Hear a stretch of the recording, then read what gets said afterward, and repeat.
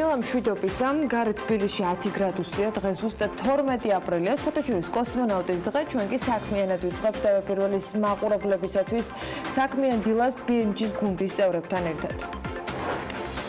ეკონომიკისა და მდგრადი განვითარების მინისტრის გიორგი ქობულიას განცხადებით, მცირე რაოდენობის გაზს საქართველო რუსეთიდან შემოიტანს. 2019 წლის 3 თვეში კი ქვეყანაში 1.617.548 საერთაშორისო მოგზაური გსტუმრობდა, მაჩვენებელი წინა წლის ამავე პერიოდთან შედარებით 2.2%-ით არის გაზრდილი. ეკონომიკის სამინისტრომ ახალი ინსტრუმენტის გამოყენება ტურიზმის მაჩვენებლების კვარტალური შეჯამება დაიწყო. მინისტრი ამბობს, რომ ეს გამჭვირვალე ფორმატში ინდუსტრიის ძირითად მონაწილეებთან ერთად მსჯელობის საგანი იქნება. აპასტუმის ცენტრალური ნაწილის ურბანული განახლების პროექტს იტალიური საპროექტო კომპანია KOC ქართულ კომპანია CMC ჯგუფთან ერთად ამზადებს. საქართველოს ტექნიკურ უნივერსიტეტში კი მთის ფაკულტეტის შექმნაზე მთავრობა 150.000 ლარს დახარჯავს. 4 აპრილის განკარგულებით, რომელიც მთავრობამ გამოსცა, ფინანსთა სამინისტროს დაევალა განათლების, მეცნიერებისა და კულტურის სამინისტროს გამოუყოს თანხა, რომელიც შემდეგ სწორედ ამ უნივერსიტეტს გადაეცემა და უნივერსიტეტი კი ვალდებული იქნება ეს თანხა ფაკულტეტის შექმნას და სასწავლო პროგრამის მომზადებაზე დახარჯოს. საქართველოს ჭკვიანი აღრიცხვის დანერგვას იწყებს. ევროკავშირი ენერგიის მიწოდების ხარისხის გაუმჯობესებასა და ჭკვიანი აღრიცხვის დანერგვაში ქვეყანას ეხმარება დაფინანსებულ პროექტს ავსტრიულ-ფრანგულ ბერძნული კონსორციუმი ახორციელებს. ატმოსფერული ჰაერის ხარისხზე დატვირების ახალი სადგურების შეძენის და თბილისის ბუნებრივი საფრთხეების რისკების დეტალური შესწავლისათვის იტალიის მთავრობამ 2 მილიონი ევრო გამოყო. წიაღის სარგებლობასთან დაკავშირებულ წესებში კი ცვლილებები განხორციელდა და დეტალურად განისაზღვრა ის სალიცენზიო პირობები, რომელთა დაცვაც წიაღის მომპოვებელი ლიცენზიის მფლობელთა მიერ არის აუცილებელი. თბილისის მერია ტაქსის მძღოლებს ავტომანქანების გადაღებვის ალტერნატივად თეთრი ფირის გადაკვრას თავაზობს. ეს იმ ფონზე, როცა გუშინ მთელი დღის განმავლობაში აქცია მიმდინარეობდა, მძღოლებს კი დედაქალაქში პარკირების ჯარიმის შესახებ SMS-ით შეატყობინებენ ახალი ფუნქციის დეტალებზე ვისაუბრებთ ბიზნეს სიახლეებში.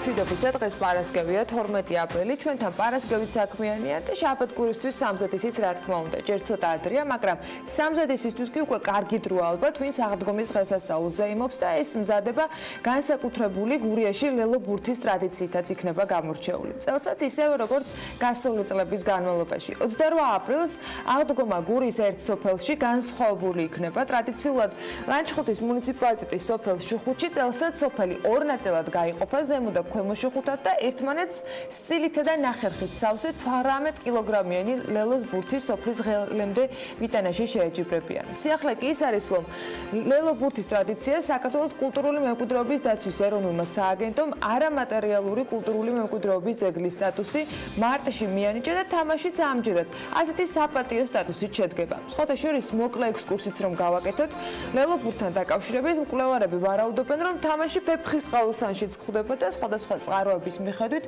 ლელოს უმთავრესად სამეგრელოში, იმერეთში, გურიასა და სახალხო რელიგიურ დღესასწაულებზე თამაშობდნენ სხვადასხვა სოფლებში. ძირითადი სათამაშო ცენტრი კი იყო მაინც ფოთი, ბათუმი, კულახში, სენაკი, ზუგდიდი, ქუთაისი და ასე შემდეგ.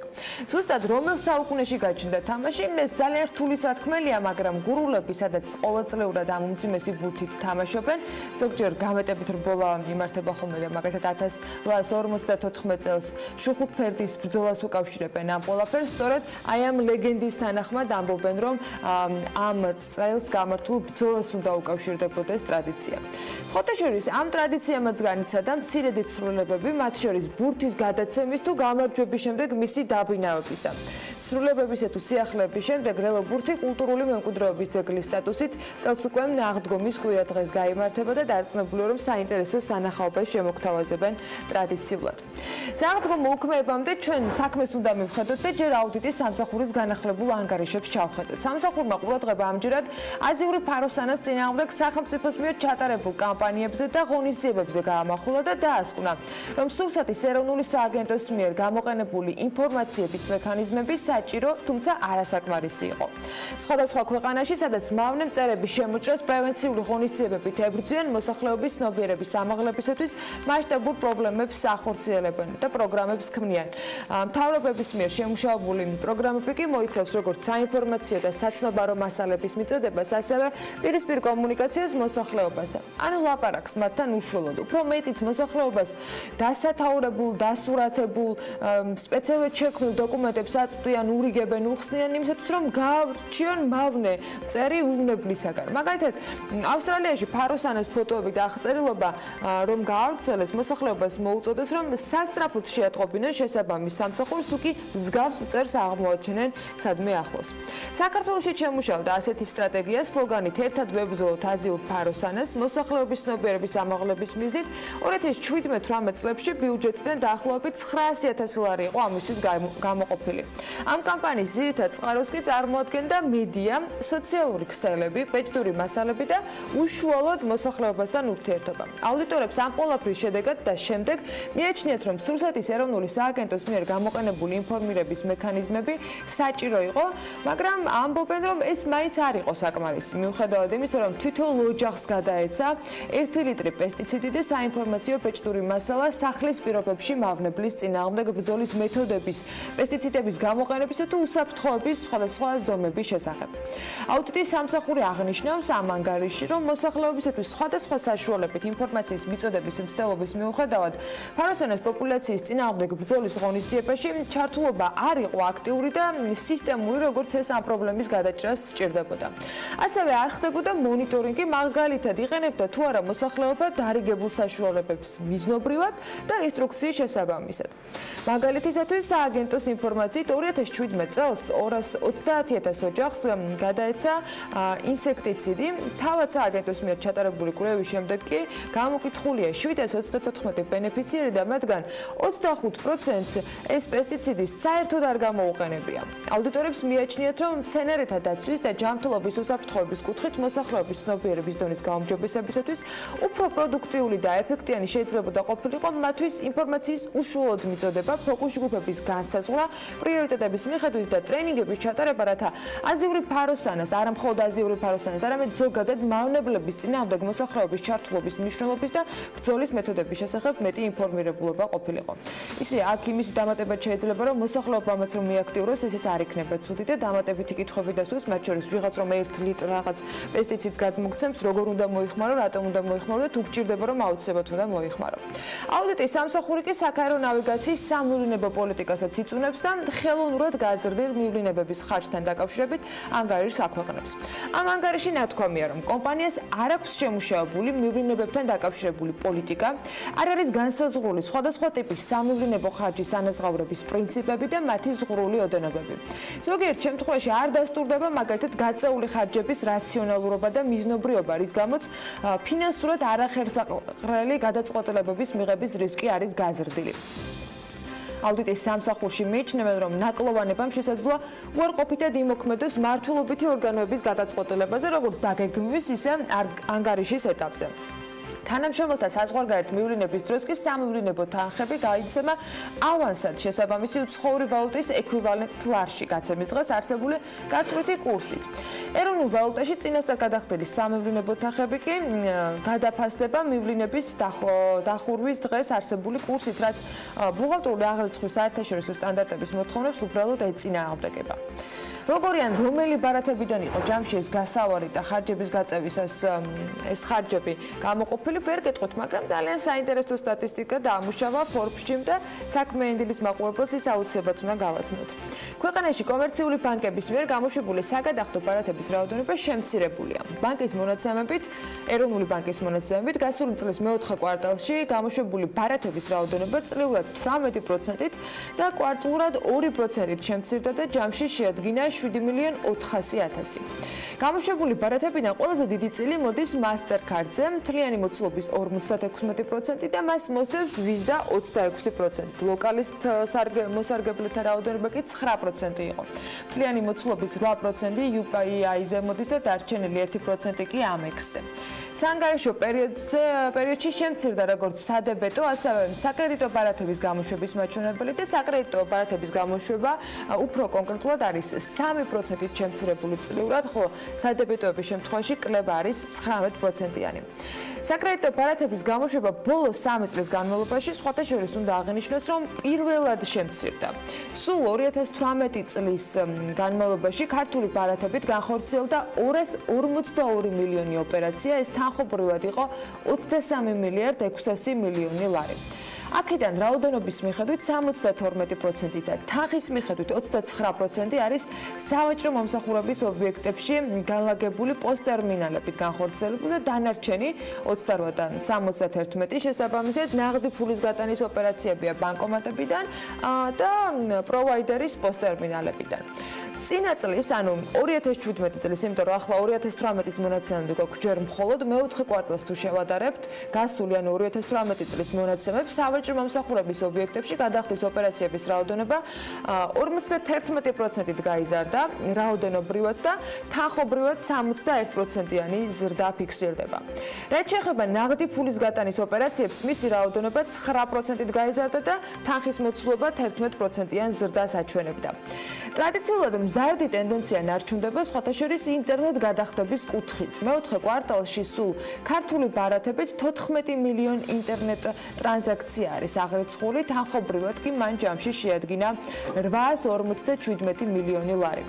კიდევ ერთი სიახლე Visa და Mastercard ბანკებს უკონტაქტო ბარათების გამოშვებას ავალდებულებს და ესეც დაინტერესებს დარწმუნებული ვარ ჩვენს მაყურებელს. საქმე ეხება ახალ საკადახდო ბარათებს, რომელსაც აუცილებლად უნდა ჰქონდეს უკონტაქტო ფუნქცია, ეგრეთ წოდებული Wi-Fi ფუნქცია. ახალი წესით ბარათების გამოშვების ვალდებულება ქართულ ბანკებს აპრილიდან დაეკისრათ და Mastercard-ის მიერ გავრცელებულ განცხადებაში იმასაც დაიკითხავთ, რომ 2019 წლის აპრილიდან ევროპის, შუა აზიის, ლათინური ამერიკის, წყნარი ოკეანის და აფრიკის ქვეყნები მოქმედი ბანკებით ვალდებულები იქნებიან, რომ ყველა ახალი ბარათი, რომელსაც გამოუშვებენ, იყოს უკონტაქტო. ამასთან იმასაც წერს შესაბამისად ეს კომპანია, რომ 2023 წლიდან ამ რეგიონების ქვეყნებში ბანკები ვალდებულები იქნებიან, რომ ყველა პოსტერმინალი იყოს ჩიპიანი და უკონტაქტო. ეს მიდგომა ქართულ საფინანსო სექტორზეც ვრცელდება, თუმცა ისიც უნდა აღინიშნოს, რომ ქართული საფინანსო სექტორი ზოგადად მსგავსი სიახლეებით ბევრ განვითარებულ ქვეყანას ხშირ შემთხვევაში უსწრებს ხოლმე და ეს ტენდენცია პრინციპში ამ დროისათვის საქართველოში უკვე საკმაოდ პოპულარული და მიღებულია და იშვიათია ბარათი, რომელიც უკონტაქტო ფუნქციით არ არის აღჭურვილი. დილიდან მეტ შემოსავალს და ბარაქას გისურვებთ, Visa იქნება თუ Mastercard ეს უკვე თავად განსაზღვრა და გადაწყვეტეთ, თან ფაქტია შემოსავლის გაზრდა გვჭირდება თვითოულ სალკე და ჯამში ქვეყანასაც. შოთა ტყეშელაშვილმა დაამუშავა BMG-სათვის მონაცემები იმის გასარკვევად, რამდენად მდიდარი ან ღარიბია საქართველოს მსოფლიოს სხვა ქვეყნებთან შედარებით და მოდით ჩავხედოთ ამ მონაცემებს. ზოგადად ქვეყნების ეკონომიკის მათი სიმდიდრის შეფასებისათვის ყველაზე გავრცელებული მეთოდი მთლიანი შიდა პროდუქტის ერთ მოსახლესთან შეფარდება. მართალია ამ მეთოდის ნაკლოვანებები მაინც აღინიშნება, რადგან ის ქვეყანაში სიმდიდრის განაწილების თავისებურებებს არ ითვალისწინებს, მაგრამ ასე თუ ისე ქვეყნის ეკონომიკურ სიმდიდრეს მაინც ჯამში ობიექტურად ასახავს. ამ მეთოდით დათვლილი მთლიანი შიდა პროდუქტის ერთ მოსახლეზე სავალუტო ფონდის მიერ გამოქვეყნებული განახლებული მიმოხილვის მიხედვით 4661 დოლარი არის. თუმცა ამ რიცხვს ერთი ნაკლოვანება ის აქვს, რომ ის ეკონომიკის მსყიდულ უნარიანობას არ ითვალისწინებს, რადგან მსოფლიოს ქვეყნებში ერთი და იგივე მომსახურება სხვადასხვა ფასი ჯდება. IMF-ის ქვეყნების ეკონომიკების შეფასებისას სწორედ მსყიდულ უნარიანობის გათანაბრების სპეციალური მეთოდოლოგია, ანუ PPP არის გამოყენებული. გათანაბრების შემდეგ კი საქონლისა და მომსახურების ფასები ყველა ქვეყანაში უნიფიცირებული ხდება, რაც ამ ქვეყნების მონეტარულ პოტენციალს კიდევ უფრო უკეთ შეფასების საშუალებას აძლევს. სავალუტო მონაცემებს თუ ჩავხედავთ, საქართველოსთვის ასე დათვლილი მთლიანი შიდა პროდუქტი ერთ სულ მოსახლეზე 2019 წელს იყო დაახლოებით 12282 დოლარი. ამ არჩევნებრივ საქართველოს მხოლოდ 6 პოსტსაბჭოთა ქვეყანაზე მდიდარი გამოდის და ამ ქვეყნების ჩამონათვალი ასე გამოიყურება. ჩვენ ვართ მდიდარი სომხეთზე, სადაც პიპ დოლარების მიხედვით საშუალო შემოსავალი ამ GDP-ში არის $10,828, უკრაინა $9,743, უზბეკეთი $8,065 და მოლდოვა $7,700. აქვე ყირგიზეთი და ტაჯიკეთი $3,979 და $3,577. თუმცა საქართველოს ისეთი ქვეყნები უსწრებენ, როგორიც არის მონღოლეთი, გაბონი და ბოტსვანა. ამ სიის სათავეში კი კატარი ხდება, სადაც ერთ მოსახლეზე მთლიანი შიდა პროდუქტი არის $130,000-ზე მეტი. ამ მონაცემების გათვალისწინებით მნიშვნელოვანი და საინტერესოა ყველა ჯერზე განახლებული მონაცემები, რომელიც ტურიზმიდან შემოსავლებს ითვლის. ხუთაშორის გუშინ განახლდა ამ ნაწილში სტატისტიკა, ამ წლის 3 თვეში ტურიზმიდან შემოსავალმა შეადგინა 334 მილიონი. ტურიზმის ეროვნული ადმინისტრაციის მონაცემებს თუ ჩავხედავთ, აღმოჩნდება, რომ წლიურად არის 4,8%-იანი ზრდა. მიუხედავად არასახარბიელო ზამთრის სეზონისას, ხუთაშორის რაზეც ორგვაროვანი შეფასებები არის. ტურიზმის ეროვნული ადმინისტრაცია ამბობს, რომ ამ სეზონში კლება ზრდის ტენდენციის, უпростоრად არც ისე ჩქარი ზრდის ტემპი, ეგრეთ წოდებული ღორის გრიპის შემთხვევებმა და წითელად გახშირებულმა შემთხვევებმა განაპირობა. ზრდის ტემპი კი მაინც შენარჩუნებულია. ყოველ შემთხვევაში მინუსში არ ვართ. 2019 წლის იანვარ-მარტში საქართველოში ტურისტების ვიზიტების რაოდენობა 882,130 შეადგინა. ეს 2018 წლის იანვარ-მარტის მაჩვენებელზე არის 5,1%-ით მაღალი მონაცემი. ტურიზმის ეროვნული ადმინისტრაცია იმასაც აღნიშნავს, რომ 3 თვეში ქვეყანაში ჯამურად 1,617,548 საერთაშორისო მოგზაურთა ვიზიტი შედგა და ზრდა წინა წლის ამავე პერიოდს, ანუ 3 თვის მონაცემს თუ შევადარებთ, არის 2,2%. გუშინდელი ანგარიშის პრეზენტაციისას ითქვა, რომ ეკონომიკის სამინისტრომ ახალი ინსტრუმენტის გამოყენება დაიწყო ტურიზმის მაჩვენებლების კვარტალური შეჯამება. ეკონომიკის მინისტრი ამასთან დაკავშირებით იმასაც ამბობდა, რომ ეს არის გამჭვირვალე ფორმატში ინდუსტრიის ძირითად მონაწილეებთან ერთად მსჯელობისათვის კარგი საშუალება, რა იყო შედეგი, როგორ დავსახოთ და დავაკორექტიროთ გეგმები, შესაძლებლობას იძლევა, რომ კიდევ უკეთესი შედეგები მივიღოთ, ამბობს მინისტრი და მას ეიმედება, რომ ამ ფორმატში მთავრობა კერძო სექტორისაგან რჩევებს მიიღებს. ამ ინდუსტრიის ძირითად მონაწილეებთან ერთად ვიმსჯელოთ თუ რა იყო შედეგი, კვარტალის შედეგი, რაც მოგცემს იმის საშუალებას, რომ დავსახოთ და დავაკორექტიროთ ჩვენი გეგმები, მივიღოთ რაღაც რჩევები ტურიზმის ინდუსტრიის მონაწილეებისგან. მე მგონი ეს შესანიშნავი ინსტრუმენტია, აგრეთვე ეს ინსტრუმენტი აჩვენებს იმას, თუ რაოდენ კარგად არის განვითარებული ჩვენთან ტურიზმის სტატისტიკის სამსახური. გვაქვს საკმაოდ დიდი ზრდა ევროკავშირის ქვეყნებიდან. ჩვენ რა თქმა უნდა გვაქვს ძალიან დიდი პოტენციალი, რომ ეს აბსოლუტური ციფრები ევროკავშირიდან ჩვენ გავზარდოთ.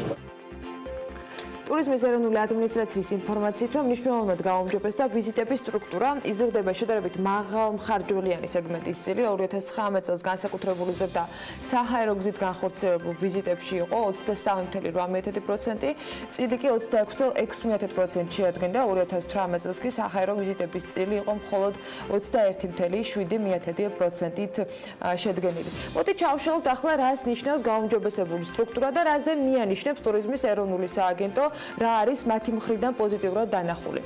პოზიტიური ტენდენცია ევროკავშირის ქვეყნებიდან, საიდანაც საქართველოში საერთაშორისო ვიზიტორების ვიზიტების ზრდით გამოირჩეოდა. ლატვია თითქმის 85%-იანი ზრდა იყო ამ ქვეყნიდან ვიზიტორების შემოსვლისას, სლოვაკეთი 82%-მდე, პოლონეთი 79%, ჩეხეთი 66%, ლიტვა 43.3% და გერმანია 30.8%. განსაკუთრებული ზრდით ისრაელი გამოირჩევა 114,6%-ით გაიზარდნენ აქედან ვიზიტორთა რაოდენობა, ჩინეთი 59,3%, საუდის არაბეთი 52,8% და ასე შემდეგ. სტუმრებს სხვათა შორის, რომლებიც ქუთაისიდან ჩამოფრინდებიან, მართლა ირანიდან შემოსული ვიზიტორების რაოდენობაზე გუშინ არ ყოფილა განსაკუთრებული აქცენტი გაკეთებული და როცა ვსაუბრობდით კლების ნაწილზე, ამასთან დაკავშირებით ანალიტიკოსები სწორედ ირანიდან შემოსული ტურისტების რაოდენობის შემცირებაზე მიანიშნებდნენ. ამაზე ტურიზმის ადმინისტრაციას ცოტა განსხვავებული ხედვები აქვს და ვცლად კიდევ უფრო ანალიტიკის ეთერში ანალიზს მოვისმენთ ამასთან დაკავშირებით და რაც შეეხება ქუთაისს, რომელზეც საუბარი დავიწყეთ. ქუთაისში როცა ჩამოფრინდებიან სტუმრები, ალბათ უფრო მეტად ევროპული ქალაქებიდან, იმიტომ რომ ფრენები პირდაპირ მიმართულებით სწორედ ევროპიდან არის, უახლოეს მომავალში მათ აეროპორტშივე დახვდებათ სასტუმრო. Georgian Development Group-ის დამფუძნებელი ამბობს, რომ ესკიზი, რომლის მიხედვითაც სასტუმრო უნდა აშენდეს, უკვე შეთანხმებულია და მშენებლობის პროცესი ზაფხულის ბოლოდან დაიწყება. ქუთაისში 1 ჰექტრამდე მიწაზე აშენდება სასტუმრო და მისი ფართი იქნება 12000 კვადრატული მეტრი, ჯამში 103 ნომრით იქნება სასტუმრო და 170-მდე საპარკინგი ადგილიც წარმოდგენილი. როგორც დეველოპერი წინასწარ ამბობს, აეროპორტის ტერიტორიაზე მშენებლობა 2020 წლის ზაფხულში უნდა დასრულდეს. Ტურიზმის თემაზე და ბოლო დროს პოპულარული Airbnb-ის სერვისთან დაკავშირებით, როგორ ითვისებს და როგორ ვიყენებთ ამ სერვისს, სტუმართან ერთად ცოტა მოგვიანებით ვისაუბრებთ. გალტენტაგარდის უფროს ანალიტიკოს უმასპინძლებს სტუდიაში. იქამდე კიდევ ერთი ამბავი სხვათა შორის ბინების გაქირავების გლობალური პლატფორმასთან დაკავშირებით.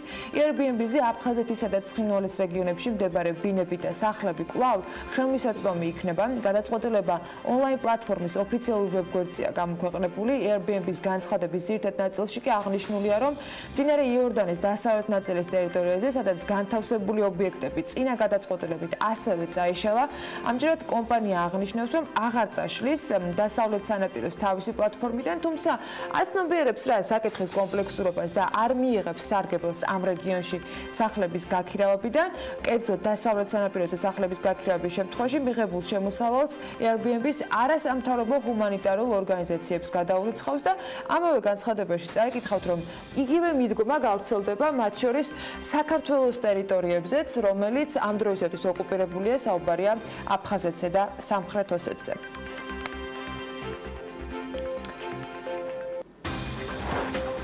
ახლა ბიზნეს სიახლეებს უნდა გადავხედოთ კიდევ ერთხელ. საბანკო სექტორს 18 აპრილიდან ეროვნული ბანკის კიდევ ერთი რეგულაციის გათვალისწინება მოუხდება. 2019 წლის პირველ კვარტალში კი საკონტეინერო გადაზიდვებმა ისტორიულ მაქსიმუმს მიაღწია. ტაქსის მძღოლებს მანქანებზე მერის მიერ შერჩეული კომპანიის სარეკლამო ბანერების 2 წლის განმავლობაში განთავსება იმ შემთხვევაშიც მოუწევთ, თუ ავტომობილების გადაღებაზე უარს იტყვიან და თეთრი ფერის გადაკვრას დათანხმდებიან. რა ხდება ამ მიმართულებით? სულ რამდენიმე წუთში ვისაუბრებთ და დავიწყოთ კიდევ ერთხელ ძალიან საინტერესო ამბები საქმიანი დილის მაყურებლებისათვის. საბანკო სექტორს 18 აპრილიდან ეროვნული ბანკის კიდევ ერთი რეგულაციის გათვალისწინება და დაკმაყოფილება მოუწევს. უცხოური ვალუტით მოზიდული სახსრების 28%, მათ შორის 365-730 დღიან სესხებზე 13% უნდა იყოს დარეზერვებული მოთხოვნამდე სახსრამდე 30%-ის მოცულობით, 20-დან 25%-მდე გაზრდილი კოეფიციენტის შემთხვევაში კი რეზერვების მოცულობაზე შარშან შემოდგომაზე აისახა რეგულაცია, რომელიც მანამდე ეტაპობრივად გამკაცდა. ბოლოს საზაფხულო ცვლილება ლარსაც შეეხო და 7%-დან 5%-მდე შემსუბუქდა, რითაც ეროვნული ბანკი გრძელ ლარს ახალისებდა. ბრძანების დაუყოვნებლივ ამოქმედება კი განპირობებულია საქართველოში კომერციული ბანკების მიერ მინიმალური სარეზერვო მოთხოვნების დაცვისათვის აუცილებელი დამატებითი ფულადი სახსრების დროული მობილიზების და საბანკო სისტემაში ლიკვიდობის დეფიციტის თავის არიდების აუცილებლობით, აღნიშნულია კობა გვენეტაძის ხელმოწერილ განცხადებაში. საქართველოს ევროკავშირის ენერგიის მოწოდების ხარისხის გაუმჯობესებისა და ჭკვიანი აღრიცხვის დანერგვაში დაეხმარება. ევროკავშირის დაფინანსებულ პროექტს ავსტრიულ-ფრანგულ ბერძნული კონსორციუმი ახორციელებს მომსახურების ხარისხის წამახალისებელი რეგულაციების და ჭკვიანი აღრიცხვის დანერგვის მხარდამჭერი მარეგულირებელი სტრატეგიის შემუშავების შესახებ პროექტის 21-თვიანი ბიუჯეტი დამტკიცდა, რომელიც 1.200.000 ევროს მოცულობის არის. ეს პროექტი კი ითვალისწინებს ავსტრიელი, ფრანგი და ბერძენი ექსპერტების თანამშრომლობას ქართველ კოლეგებთან. ნათია თურნავამ შეაფასა ეს საკითხი გუშინ. პროექტის განხორციელება მიმართული არის საქართველოს ენერგეტიკული ბაზრის ლიბერალიზაციის ენერგეტიკის სექტორში მომსახურების ხარისხის გაუმჯობესებისაკენ და მისი თქმით ენერგიის მიწოდების ხარისხი წარმოადგენს ქვეყნის ეკონომიკური განვითარების უმთავრეს ელემენტს, მათ შორის ჭკვიანი აღრიცხვა ხელს შეუწყობს მომხმარებელთა ენერგეტიკული მოთხოვნების უკეთ დაგეგმვას.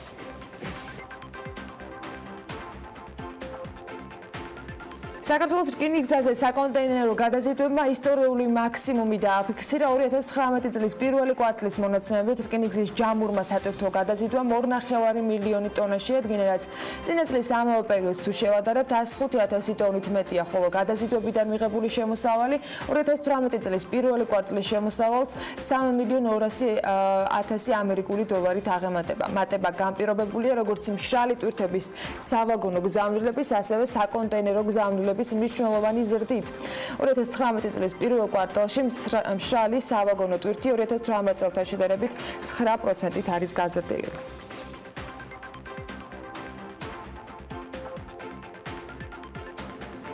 წიაღის სარგებლობასთან დაკავშირებულ წესებში ცვლილებებია. მთავრობის დადგენილების ცვლილების თანახმად დეტალურად განისაზღვრა ის სალიცენზიო პირობები, რომელთა დაცვაც აუცილებელია წიაღის მომპოვებელი ლიცენზიის მფლობელთა მიერ. წიაღის ეროვნულ სააგენტოში განმარტავენ, რომ ნორმატიულ დონეზე განისაზღვრა მოპოვებული სასარგებლო წიაღისეულის ტრანსპორტირებასთან დაკავშირებული ვალდებულებები, რაც უზრუნველყოფს მტვრის გაფრქვევისა და შიდა სასოფლო გზების დაზიანების რისკების შემცირებას. ამას გარდა განსაზღვრულია ობიექტის დამუშავებისას ტექნიკური უსაფრთხოების ნორმების დაცვის და სხვა პირობები, რომელთა მიზანიც არის წიაღისეულის მოპოვების და მისი თამდავი პროცესების გამო გარემოზე შესაძლო უარყოფითი ზემოქმედების შერბილება. წიაღის შესწავლის პროცესის წახალისების მიზნით კი გამარტივდა ძიებითი სამუშაოების ჩასატარებლად ზოგიერთ ტერიტორიაზე დადგენილი შეზღუდვები. წიაღის ეროვნული სააგენტოს წარმომადგენლების შეფასებით ცვლილება წიაღის შესწავლით დაინტერესებულ სუბიექტებს ხელს შეუწყობს ჩაატარონ უფრო სრულყოფილი და დეტალური კვლევები, რაც თავისთავად გეოლოგიური შესწავლის მაჩვენებელს გაზრდის და შესაბამისად დადებითად აისახება სასარგებლო წიაღისეულის მარაგების შესახებ სახელმწიფო ფონდებში დაცული ინფორმაციის განახლების პროცესზე. იმდენად ბუნდოვანია რიგი საკითხები მიწის რეგისტრაციის რეფორმასთან დაკავშირებით, რომ კრიტიკას ვერ უძლებს. რეფორმის დაწყებისთანავე ვამბობდით, რომ სპორადული რეგისტრაცია ვერ მოიტანს შედეგს, ამბობს IBSU-ის მკვლევარი რატიკო ჭლამაზაშვილი ამ თემაზე და აღნიშნავს, რომ რეფორმიდან 2 წელიწადნახევრის შემდეგ რეგისტრირებული მიწის რაოდენობა მხოლოდ 9%-ით გაიზარდა და სასოფლო სამეურნეო მიწის მხოლოდ 45%-ამდე მონაცემები არის რეგისტრირებული. ეს ზრდა კი ძირითადად სახელმწიფოს ბალანსზე არსებული მიწის დარეგისტრირების ხარჯზე მოხდა, რაც წარმატებად ვერ ჩაითვლება. ატმოსფერული ჰაერის ხარისხზე დაკვირვების ახალი სადგურების შეძენისა და თბილისის ბუნებრივი საფრთხეების რისკების დეტალური შესწავლისათვის იტალიის მთავრობამ 2 მილიონი ევრო გამოყო. მხარეებს შორის თანამშრომლობის ფარგლებში კი იგეგმება ატმოსფერული ჰაერის მოდელირებისა და პროგნოზირების სისტემის დანერგვა იტალიის გამოცდილების გაზიარებით, ასევე თბილისში მდინარე მტკვრის და მისი შენაკადების აუზებში ჰიდროლოგიური და გეოლოგიური კვლევების განხორციელება. როგორც გარემოს დაცვისა და სოფლის მეურნეობის სამინისტროში განმარტავენ, ჰაერის ხარისხის მონიტორინგის ქსელის გაფართოება რჩება სამინისტროს ერთ-ერთ პრიორიტეტულ მიმართულებად და მონიტორინგის გაძლიერების ფარგლებში 5 ახალი თანამედროვე ევროპული სტანდარტებით აღჭურვილი ჰაერის მონიტორინგის სადგურის შეძენა და ინსტალირება არის დაგეგმილი. აბასთუმანის ცენტრალური ნაწილის ურბანული განახლების პროექტს იტალიური საპროექტო კომპანია KOC და ქართული კომპანია CMC ჯგუფი ამზადებენ. კომპანიებმა აბასთუმნის ურბანული განახლების პირველადი ხედვის საჯარო განხილვა უკვე გამართეს.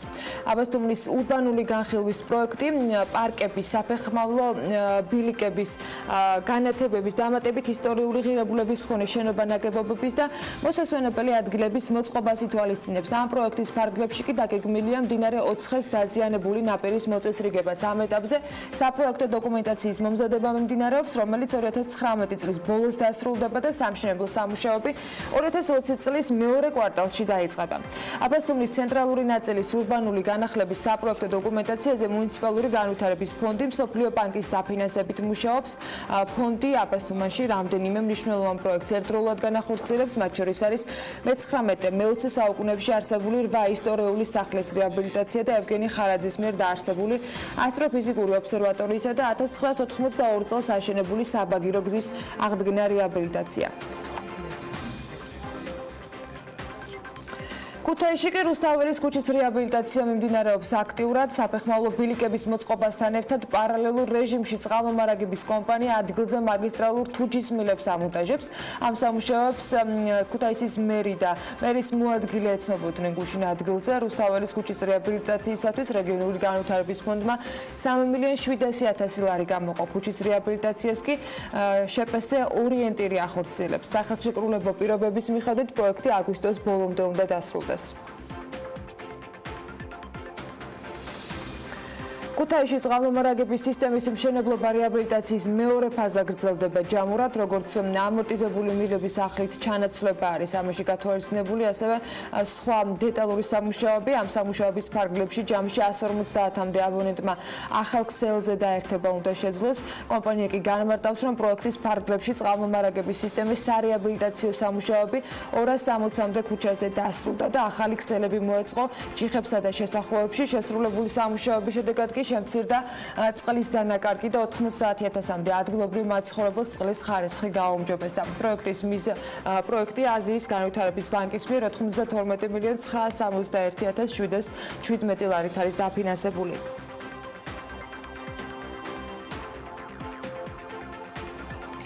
თბილისის მერია ტაქსის მძღოლებს ავტომანქანების გადაღების ალტერნატივა თეთრი ფერის გადაკვრას თავაზობს. ამასთან დაკავშირებით განმარტებები გუშინ კახა კალაძემ გააკეთა და ის ამბობს, რომ როგორც გადაღება, ისე თეთრი ფერის გადაკვრა ტაქსის მძღოლებს ფინანსურ ტვირთად არ დააწვება.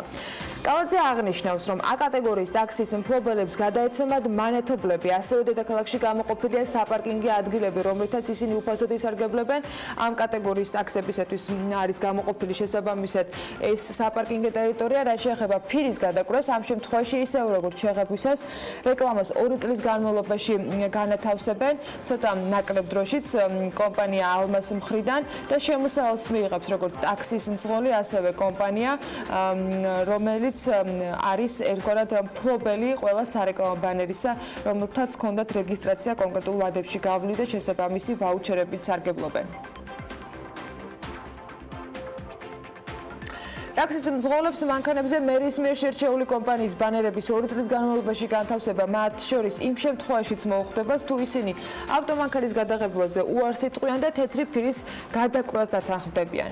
ამასთან დაკავშირებითაც კახა კალაძემ ისაუბრა გუშინ მედიასთან, რაც შეეხება ტაქსის მძღოლების ნაწილის აქციას, რომელიც გუშინ თითქმის მთელი დღის განმავლობაში იმართებოდა. ამაზე კალაძე ამბობს, რომ ეს არის პოლიტიკურად მოტივირებული. ტაქსის რეფორმის მეორე ეტაპი 2019 წლის 1 ოქტომბრიდან იწყება და ამ დროიდან დედაქალაქში მოძრავი ტაქსები თეთრი ფერის უნდა იყოს.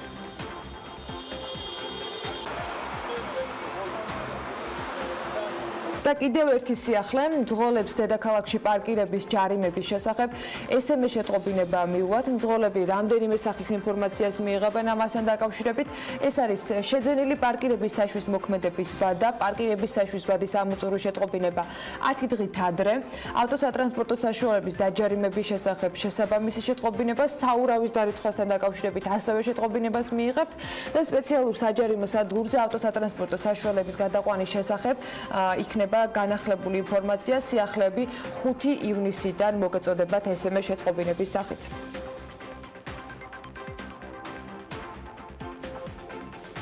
ორასზე მეტი ადგილობრივი წარმოების პროდუქციით კომპანია ნოვა ქართული სამშენებლო და სარემონტო მასალების გამოფენაში იღებს მონაწილეობას და სპეციალურად ამ გამოფენისათვის საქართველოში ნოვას ექსკლუზიური დილერების ჩამოვიდნენ. გამოფენის დეტალები ვნახოთ სიუჟეტში.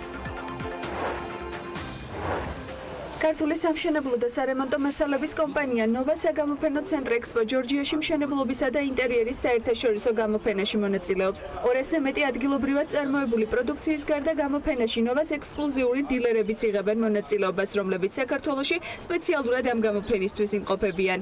ფიქრობ, რომ ეს პროდუქტი, რომელიც ჩვენ წარმოდგენილი გვაქვს, ძალიან მნიშვნელოვანი არის არა მარტო ჩვენი კომპანიისთვის, არამედ ჩვენი ქვეყნისთვის, რადგანაც ეს არის საქართველოში ნაწარმი, სრულად ქართული კომპანიის მიერ შექმნილი ქართული პროდუქცია, რომელიც გვინდა შევთავაზოთ გამოფენაში მონაწილე ნებისმიერ პირს. გამოფენაში წარმოდგენილი კომპანიების ბევრი ნაწილი არის ჩვენი პარტნიორი კომპანიები, ამ ხრივაც ძალიან საინტერესოა ჩვენთვის ეს გამოფენა და ზოგადად მინდა რომ ძალიან დიდი მადლობა გადავუხადოთ გამოფენის ორგანიზატორებს, რადგან მსგავსი გამოფენები, მსგავსი პროექტები ხელს უწყობს პოპულარიზაციას ბრენდების, ქართული წარმოების, როგორც ჩვენ შემთხვევაში არის.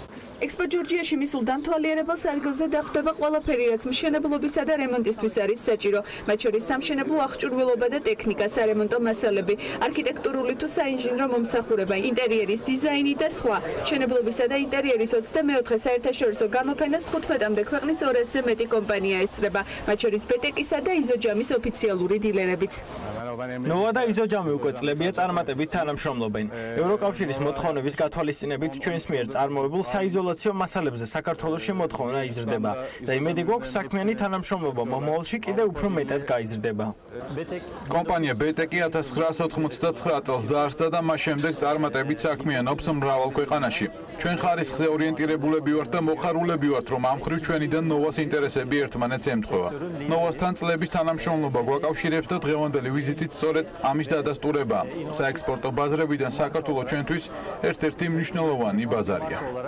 ნოვამ 2018 წელს 12 მილიონი ლარის ინვესტიცია განახორციელა, რომლის ფარგლებშიც მიმდინარე თვის ბოლოს იტალიიდან და პოლონეთიდან ახალი საწარმოო ხაზები შემოვა, რაც წარმოებული პროდუქციის ასორტიმენტის ზრდას განაპირობებს. კომპანიაში ასევე აცხადებენ, რომ მიმდინარე პროექტში საცალო გაყიდვების გაფართოებისთვის დამატებით 2 მილიონი ლარი კიდევ დაიხარჯება, რაც დასაქმებულების რაოდენობასაც გაზრდის. ამ თვის ბოლოს იტალიიდან შემოდის ახალი აუზების საწარმო ხაზი, რომელიც მოგცემს საშუალებას გავზარდოთ როგორც ასორტიმენტი, ასევე გავზარდოთ წარმოების ლიტრაჟობა, თუ აქამდე გაწარმოებდით 5000 ლიტრამდე აუზებს, უკვე შეგვეძლება 10000 ლიტრამდე აუზების გამოშვება. ასევე პოლონეთიდან შემოგვის ახალი საწარმოო ხაზი, მეტალოკერამიკის ახალი საწარმოო ხაზი, რაც მოგცემს საშუალებას, რომ გავამრავალფეროვნოთ ჩვენი ასორტიმენტი. და 2019 წლის მიმდინარე პროექტში კიდევ კომპანია განახორციელებს დაახლოებით 2 მილიონ ლარზე მეტს საცალო გაყიდვების გაფართოებისთვის, რაც მოგცემს საშუალებას, რომ დავასაკვოთ კიდევ უფრო მეტი ადამიანი. მშენებლობისა და ინტერიერის საერთაშორისო გამოფენა ექსპო ჯორჯიაში 11 აპრილს გაიხსნა და 14 აპრილის ჩათვლით გაგრძელდება.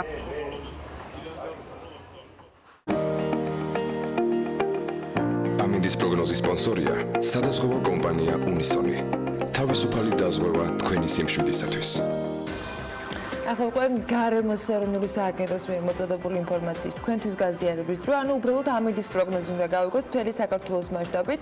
ამინდი კი განპირობებული იქნება შავი ზღვის ჩრდილო-დასავლეთიდან შემომავალი შედარებით ცივი და სამხრეთიდან გავრცელებული თბილი ჰაერის მასების ურთიერთქმედებით. საქართველოში დრო გამოშვებით ყუყრიანობის მომატებაა მოსალოდნელი, უმეტეს რაიონში, აღმოსავლეთში ზოგან იქნება ხანმოკლე წვიმა და ელჭექი, აღმოსავლეთ საქართველოში იქროლებს დასავლეთის მიმართულების ძლიერი ქარიც. სოხუმში წვიმას ელოდებიან ელჭექის ფონზე და 19 გრადუსი იქნება, ბათუმში 20 გრადუსამდე გათბება ჰაერი. აქაც ხანმოკლე წვიმა ელჭექით ნავარაუდევი, ქობულეთში, ქუთაისსა და ზუგდიდში ასევე 19 გრადუსია მაქსიმალური ტემპერატურა მოსალოდნელი ხანმოკლე წვიმის და ელჭექის ფონზე. ანაკლიაში 18 გრადუსამდე გათბება ჰაერი, ოზურგეთში 20 გრადუსი იქნება და ონში 16. გორში შესაძლოა იყოს ასევე ხანმოკლე წვიმა და 19 გრადუსი, ცხინვალშიც და აქ 18 გრადუსია მაქსიმალური ტემპერატურა ნავარაუდევი. მარნეულში უმეტესად უნალექოდ ჩაევლის დღე და 21 გრადუსი იქნება, რუსთავში 22 გრადუსი მიაღწევს ტემპერატურა და აქაც უნალექოდ ჩაევლის დღე, ახალციხეში 15 და ბორჯომში 16 გრადუსია ნავარაუდევი, დღის მეორე ნახევრიდან იწვიმებს ორივე ქალაქში. ბაკურიანში ასევე დღის მეორე ნახევრიდან ხანმოკლე წვიმა ელჭექით ნავარაუდევი და 12 გრადუსი დაფიქსირდება, ისევე როგორც ახალქალაქში, სტეფანწმინდაში კი მაქსიმალური ტემპერატურა 9 გრადუსია ნავარაუდევი და უნალექოდ ჩაევლის დღე.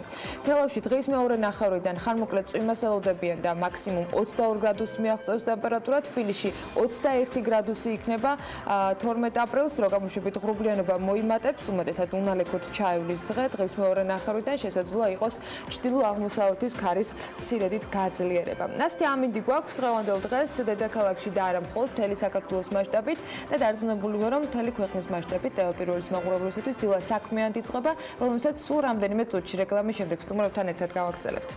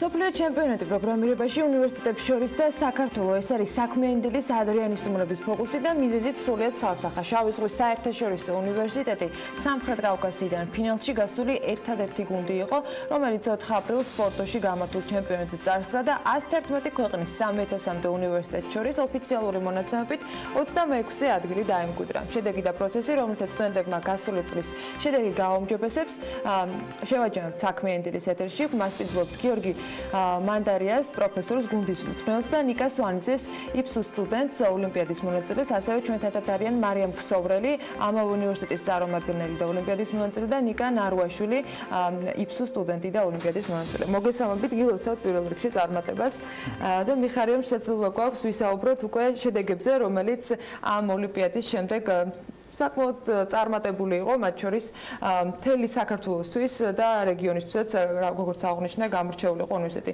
რას ნიშნავს ეს ჩემპიონატი და უნივერსიტეტებს შორის ჩემპიონატი, რითი არის განსაკუთრებული, იმიტომ რომ ყოველწლიურად იმართება ასევე სხვა მსოფლიო ჩემპიონატები, რომელშიც მონაწილეობენ საქართველოსთან პროგრამირებაში ახალგაზრდები.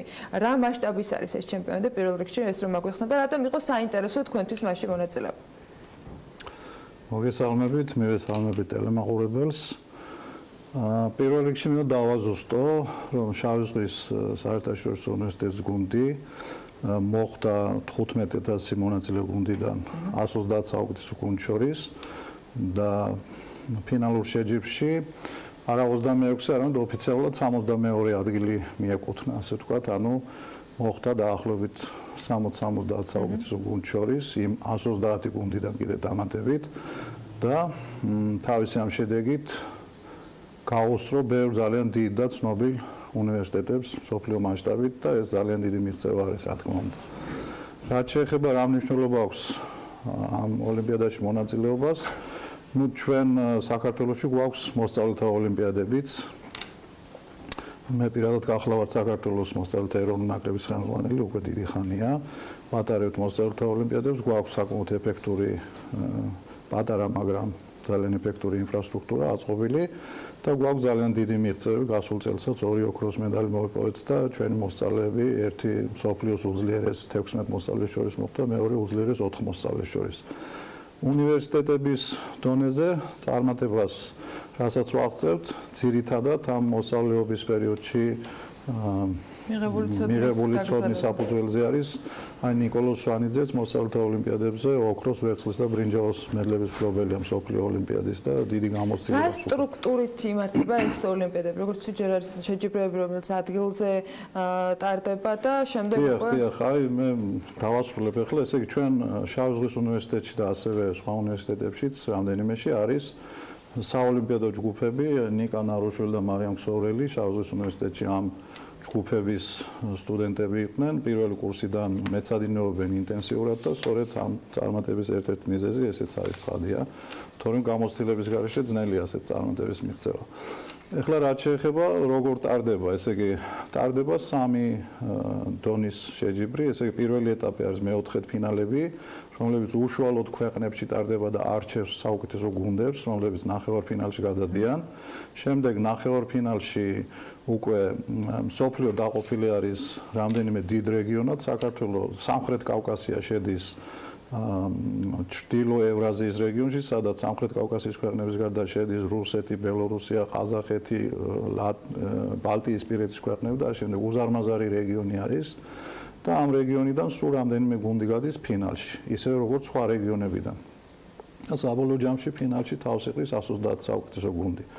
თქვენ როგორც აღნიშნეთ, სამხრეთ კავკასიის რეგიონიდან, სადაც პრაქტიკულად დაახლოებით 60-70 გუნდი მონაწილეობს, ყველა წამყვანი უნივერსიტეტების, ერთადერთი იყო წელს შავი ზღვის უნივერსიტეტის გუნდი, რომელიც გავიდა და საერთოდაც 1999 წლიდან არის სამხრეთ კავკასიის ქვეყნები ჩართული ამ ჩემპიონატში, ეს 1977 წლიდან ტარდება და სულ ეს იყო მეოთხე შემთხვევა, როცა სამხრეთ კავკასიიდან გავიდა გუნდი. აქედან 3 ჯერ ქართული გუნდი იყო გასული და ერთხელ სომხეთის გუნდი. ეს იყო მესამე შემთხვევა. და მნიშვნელობა უზარმაზარია, იმიტომ რომ ეს არის პრაქტიკულად ეს სტუდენტები სწავლობენ კომპიუტერულ მეცნიერებათა ფაკულტეტებზე ძირითადად და ამ ჩემპიონატს სპონსორობას უწევს და ასევე ესწრებიან იქ სოფლიოს წამყვანი IT კომპანიების წარმომადგენლები და პრაქტიკულად ეს არის გლობალური დათვალიერება საუკეთესო კადრებისა მომავლისათვის და ბევრ ამ ოლიმპიადაში მონაწილე ბევრ სტუდენტს მომავალში ელოდება ბრწყინვალე კარიერა ამ წამყვან კომპანიებში და როგორც წესი ასეც ხდება ხოლმე. ნიკა სვანიძე პრაქტიკულად ჩათვალეთ უკვე Google-ის თანამშრომელი, იმიტომ რომ სამჯერ უკვე გაიარა სტაჟირება 6 თვიანი Google-ში. მარიამ, მოდი შენგან დავიწყოთ უშუალოდ იმ გამოცდილებაზე, რომელიც ამ ჩემპიონატმა მოქცა. რა მოლოდინები გქონდა იმ დავალებებთან დაკავშირებით, რომელიც მათ შორის ფინალში მიიღეთ და რამდენად იყავით მზად საიმისოდ და რა მომზადებას გადიხართ ხოლმე წინასწარ, რომ ამ შეჯიბრში აჩვენოთ მაქსიმალური, თქვათ, შესაძლებლობა, რაც თქვენ და თქვენი გუნდის წევრებს გაქვთ. მოგესალმებით პირველ რიგში.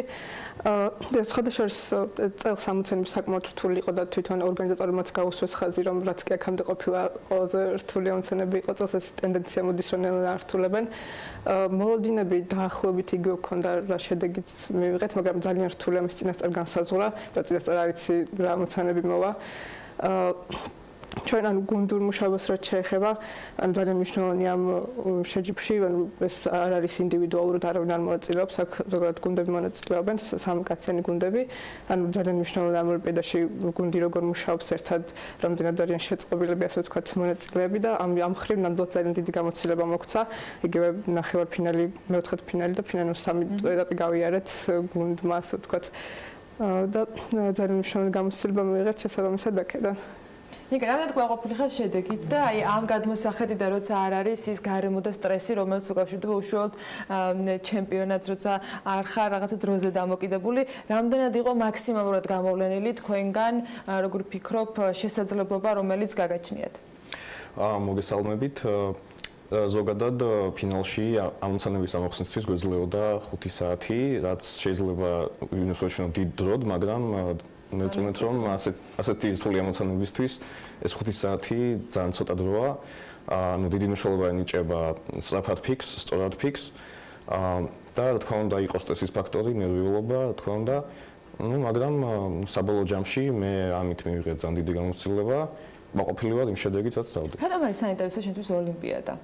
ჩემთვის ოლიმპიადა საინტერესოა, იმიტომ არის რომ ზოგადად ისეთი ამოცანები მოდის, რომელიც გეხმარება რომ ვიფიქრო უფრო სწორად, ანალიტიკურად და ანუ პირველ რიგში ეს არის გამოცდილება, რა თქმა უნდა, და მეორე რიგში უკვე ის ცოდნა, რასაც იძენ თუნდაც მანამდე მომზადებით და შემდეგ უკვე ოლიმპიადაზე მაგალითად. თქვენი გუნდის კიდევ ერთი წევრი უნდა შემოგვიერთდეს ახლა ჩვენი მეორე სტუდიიდან. ნიკა, მოგესალმები და თუ შეგიძლია მოკლედ აგვიხსნათ ჩვენთვისაც გასაგები რომ იყოს, რა ამოცანა იყო ამ შემთხვევაში ფინალში ამოსახსნელი და რა ეტაპამდე არის ხოლმე საჭირო რომ მივიდეს ეს ამოცანა? ეს არის ხოლმე ალგორითმის მოფიქრება თუ უკვე უშუალოდ რომელიმე პროგრამულ ენაზე მისი გადაწყვეტის მოძიება და რა კრიტერიუმებით ფასდება შედეგი? ეს არის დრო, სისწრაფე, სიზუსტე, რა იყო თქვენი ძლიერი და სუსტი მხარეები ამ ნაწილში? როგორც ამ ოლიმპიადაზე ხდება ხოლმე, გამარჯობა პირველ რიგში, ყველა კრიტერიუმით უნდა შეფასდეს ამოცანა სრულად უნდა იყოს მოფიქრებული, სრულად უნდა იყოს ამოხსნილი, უნდა მუშაობდეს დადგენილ დროშიც, დადგენილი მეხსიერებით, დადგენილი სისწრაფით, ასე რომ კი, ყველა კრიტერიუმს დააკვირვებდეს, ინანალურ შემთხვევაში ამოცანა უბრალოდ არ ჩაითვლება. ასე რომ კი. მე რამდენი კურსზე ხარ, ნიკა? ახლა მესამე. მომავალ წესათვის გეგმავთ თუ არა რომ იგივე გზა გაიარო და მიიღო მონაწილეობა? კარგი იქნებოდა, მაგრამ მე მგონი მეტი უფლება აღარა მაქვს. ანუ ეს შეზღუდვებიც მოქმედებს. რას ელოდები ამ ოლიმპიადიდან შემდეგ? რამდენად არის საქართველოში დაინტერესება დამსაქმებლების მხრიდან? ჩვენ ვისაუბრეთ ნაწილობრივ, რომ ეს არის ერთგვარად მთლიანად სოფლიო ბაზრის შეფასება IT კომპანიების მხრიდან, რა შეიძლება მათ მიიღონ მომავალში პოტენციური კადრებისგან. საქართველოში თუ არის დაინტერესება ასეთი ოლიმპიადების და მასში მონაწილე ადამიანების მიმართ? დიახ. როგორც წესი, ოლიმპიადის პროგრამირება საკმაოდ განსხვავდება სამსახურის პროგრამირებისგან, როგორც უმეტეს შემთხვევაში სამსახურში ითხოვენ. მაგრამ ეს არის უდიდესი პლუსი სამსახურში რომ მიიღონ მაგალითად ეს ხას უსვევს ადამიანის აზროვნებას, მოხერხებულობას და ანალიტიკას. ასე რომ საქართველოში ძალიან დაინტერესებულები არიან როგორც წესი, უმეტეს შემთხვევაში ოლიმპიადების გამოცდილება თუ აქვს ადამიანს, თითქმის გარანტირებულად იყვნენ სამსახურში. მე წარმატებას გისურვებ და იმედი მაქვს, რომ კიდევ უფრო მეტი ინტერესი იქნებოდა შეჯამებისათვის.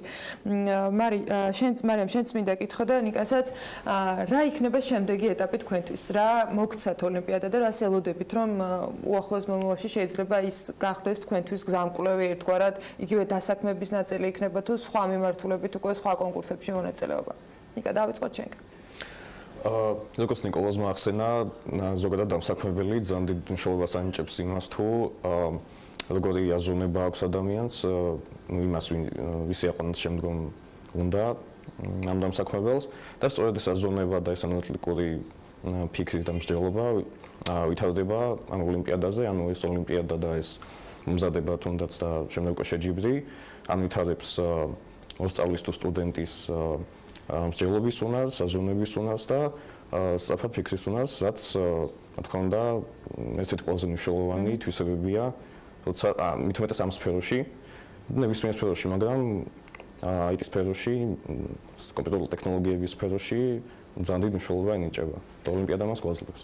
მარიამ, გქონდათ შესაძლებლობა, რომ თქვენს კონკურენტებს დაკვირვებოდით, რომლებიც სხვა ქვეყნებიდან იყვნენ წარმოდგენილები, რამდენად თანაბარი არის პირობები იგივე საქართველოში და სხვა ქვეყნებში, როდესაც შეგვიძლია, იმიტომ რომ ეს არ არის პროფესია, რომელიც თქვათ იქნება, ხო, ლოკალური, რეალურად შეგვიძლია საქართველოსთან ნებისმიერი კომპანიისათვის იმუშაო და გლობალურ ბაზარზე გადიხარ. აი ამ ნაწილში რამდენად იქმნება დღეს საქართველოში ის გარემო, რომ გქონდეთ თქვენ ზუსტად იგივე შესაძლებლობების გამოვლინების შანსი, რაც თქვა სხვა რომელიმე ქვეყნის ან უნივერსიტეტის წარმომადგენელს. კარგი კითხვა შეხადაშორის, ანუ საქართველოს შედარებით ნაკლებად პოპულარულია ზოგადად ინფორმატიკის მიმართულება. უფრო ცოტა ხალხი მისდევს, ასე თქვა, ცოტა ადამიანი ინტერესდება. ზოგადად რასაც დავაკვირდით ოლიმპიადის განმავლობაში სხვა მონაწილეებს აშკარად ეტყობათ, რომ ძალიან მომზადებულები იყვნენ, ანუ ფაქტობრივად მთელი ცხოვრება რომ ამისკენ ბავშვობიდანვე რომ ინფორმატიკის მიმართულებას მისდევენ, რომ რაც შემო წარმოწებას მიაღწევენ და ასევე ბევრ ქვეყანას აქვს ძალიან კარგი ინფრასტრუქტურა შესაბამისი ბავშვების მომზადებისთვის.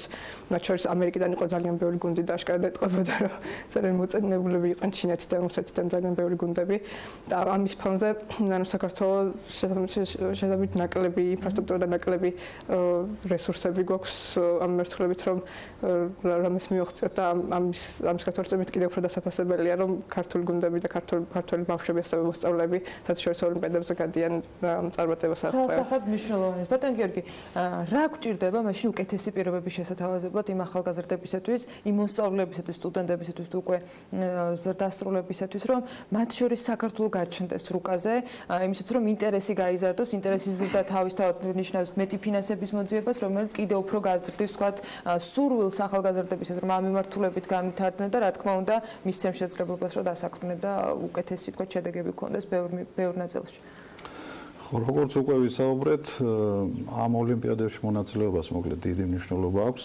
იმიტომ რომ ძალიან მოკლედ ვიტყვი, ყველა მიცის, ყველა IT კომპანიამ, რომ ისინი ვინც აქ აღწევენ წარმატებებს, აქ არა აქვს მის ოლიმპიადა ერთჯერადი აქტია, მაგრამ მას წინ უძღვის მრავალწლიანი მზადება, სადაც ეს ახალგაზრდები სწავლობენ პრობლემათა ოპტიმალური გადაწყვეტის მეთოდებს, ანუ მინიმალური დანახარჯებით პრობლემის გადაწყვეტას, გნებავთ ეს რესურსი მატერიალური იყოს, გნებავთ კომპიუტერული და ასე შემდეგ და ამიტომ ესეთი ახალგაზრდა ყველას უნდა რომ თავისთან მუშაობდეს. ახლა რა გვჭირდება ჩვენ როგორც მოგახსენეთ, ჩვენ გვაქვს სასკოლო დონეზე გარკვეული ინფრასტრუქტურა აწყობილი, მაგრამ ეს არ არის ფართო, ანუ საჭირო არის აი მე პირადად 2 წლის წინ დავაფუძნე ესეთი ოლიმპიადა ოლი-ინფო დავარქვი, რომელიც აძლევს საშუალებას რეგიონში მცხოვრებ მოსწავლეებს, რომლებმაც არ იციან დაპროგრამება, ჩაერთონ ასეთ ტიპის ოლიმპიადებში, იქ მე ვაძლევ მათ, ასე ვთქვათ, ლოგიკურად, ალგორითმულად გადასაწყვეტ ამოცანებს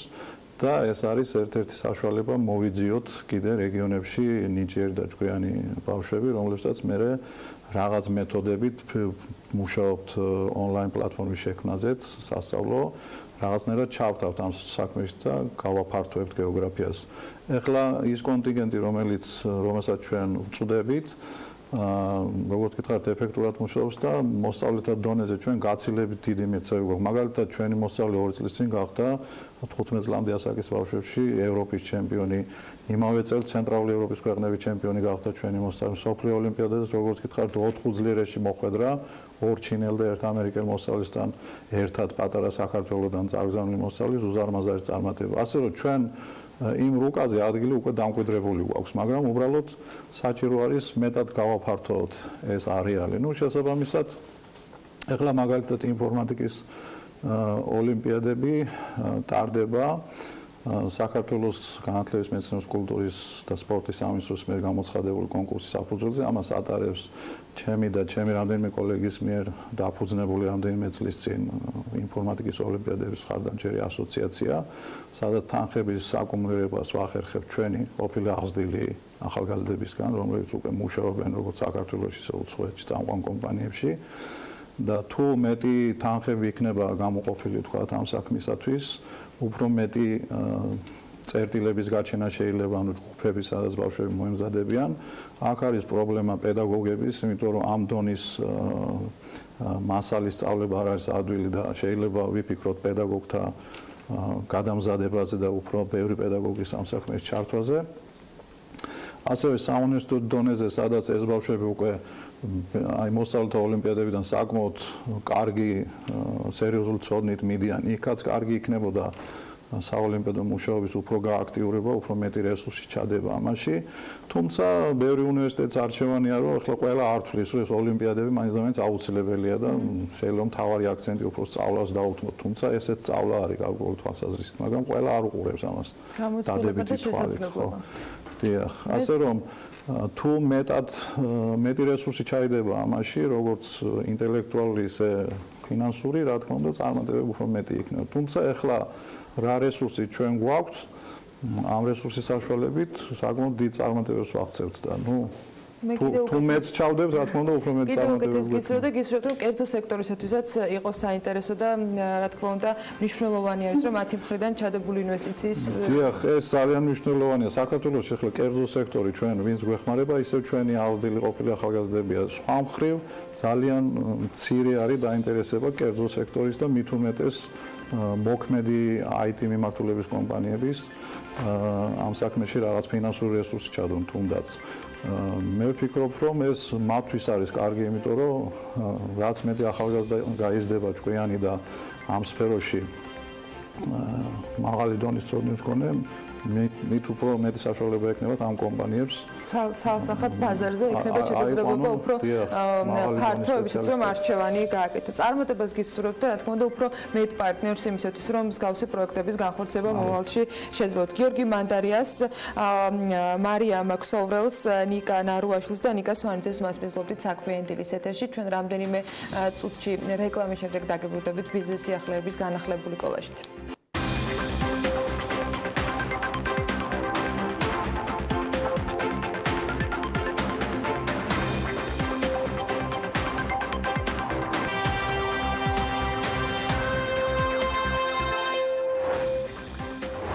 ეკონომიკის მინისტრის განცხადებით, მთავრობა ეკონომიკური ატაშეების სხვანაირ მოდელს ქმნის. ბოლო 4 წლის განმავლობაში პირველად სადაზღვეო კომპანიების მოგება გაზრდილია. ქუთაისის საზოგადოებრივი ტრანსპორტისათვის სავარაუდოდ ფინანსებს EBRD გამოყოფს. ბიზნეს სიახლეებით და ბრუნდებით საქმიანი დილის პირდაპირ ეთერში ეკონომიკური ატაშეების სხვანაირ მოდელს ქმნით და ისინი იქნებიან მიბმული საელჩოებთან დესპანის პოზიციაში, ამბობს ეკონომიკის და ნურადი განვითარების მინისტრი გიორგი ქობულია. როგორც მან აღნიშნა, ახალი მოდელის მიხედვით ისინი აიღებენ იმ ფუნქციას, რაც ატაშეებისათვის იყო გამიზნული. მე არ გამიგია კატასტროფული კომენტარები. ჩვენ ეხლა ვაკეთებთ სხვანაირ მოდელს, რომელსაც იქნება ხალხი, რომელიც იქნება მიბმული უფრო საელჩოებთან დესპანის პოზიციაში, რომლებიც აიღებენ იგივე ფუნქციონალს, რაც ატაშეებისთვის იყო გამიზნული. ეს კეთდება იმისათვის, რომ ჩვენ ვთვლით, რომ უფრო ახლო კოორდინაცია საელჩოებთან უფრო ეფექტურ მექანიზმს წარმოადგენს აი იმ მიზნების მისაღწევად, რომელსაც იყო ეს ატაშეების შექმნა. არ გვაქვს იმის ფუფუნება, რომ ქართველები და უცხო ქვეყნის მოქალაქეები თანაბარ პირობებში ჩავაყენოთ. ეროვნულობა დისკრიმინაციას არ ნიშნავს. ეს საქართველოს პარლამენტის აგრარულ საკითხთა კომიტეტის თავმჯდომარე ოთარ დანელიამ პარლამენტის საფინანსო საბიუჯეტო კომიტეტის სხდომაზე თქვა, როცა საუბრობდა სასოფლო-სამეურნეო მიწის ფლობის შესახებ კანონპროექტის იმ ნაწილზე, რომელიც უცხო ქვეყნის მოქალაქეებისათვის მიწის დაუმუშავებლობაზე სანქციებს ითვალისწინებს. უნდა შეუქმნათ ქართველებს უკეთესი პირობები ვიდრე უცხოელებს, უცხო ქვეყნის მოქალაქემ ან ჯგუფმა, რომელიც შემოდის საქართველოში და უნდა დასაქმდეს სოფლის მეურნეობებში, უნდა შემოიტანოს ინვესტიციები, ამბობს ოთარ დანელია. ის ფაკულტეტი საქართველოს ტექნიკური უნივერსიტეტის ბაზაზე უნდა შეიქმნას. მთავრობის განკარგულების მიხედვით ფინანსთა სამინისტრომ განათლების, მეცნიერების, კულტურისა და სპორტის სამინისტროს 150.000 ლარი უნდა გამოუყოს, რომელიც ტექნიკურ უნივერსიტეტს გადაეცემა და ამ თანხით უნივერსიტეტში ღვთის ფაკულტეტი და შესაბამისი სასწავლო პროგრამა მომზადდება. გარდა ამისა, განკარგულების თანახმად განათლების, მეცნიერების, კულტურისა და სპორტის სამინისტრომ უნდა გამოყოს შესაბამისი თანხა, ანუ 550.000 ლარი სკოლა პანსიონატების რეაბილიტაციისათვისაც. 2019 წელს შიდა ქართლში 72 მილიონ ლარზე მეტი ღირებულების 617 ინფრასტრუქტურული პროექტის განხორციელება იგეგმება.